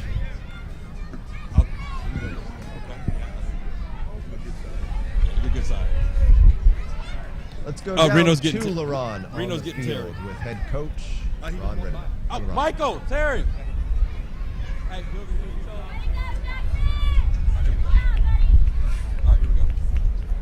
we're here live with Coach Ron Ritteman, head coach of the Alamo Heights Mules. Coach, first game of the season. What's your overall assessment of first game? That you just summed it up. It's the first game, and man, in first game, so many things happen, highs and lows, good and bad.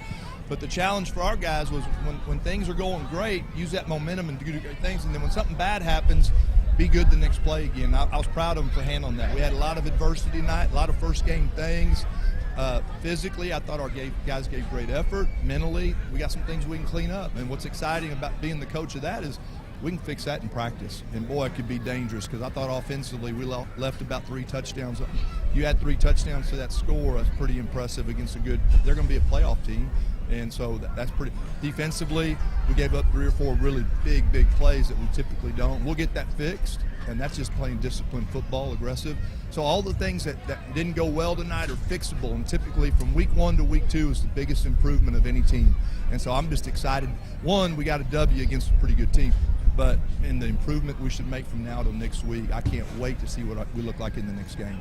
I know you guys be happy with the victory and everything you just said, right? Going back a year ago to now, you lost by 3 down in Seguin, and you come back at home, you get a victory, you put up enough points to save for the season, right? But to your point, young team bouncing back after all the adversity.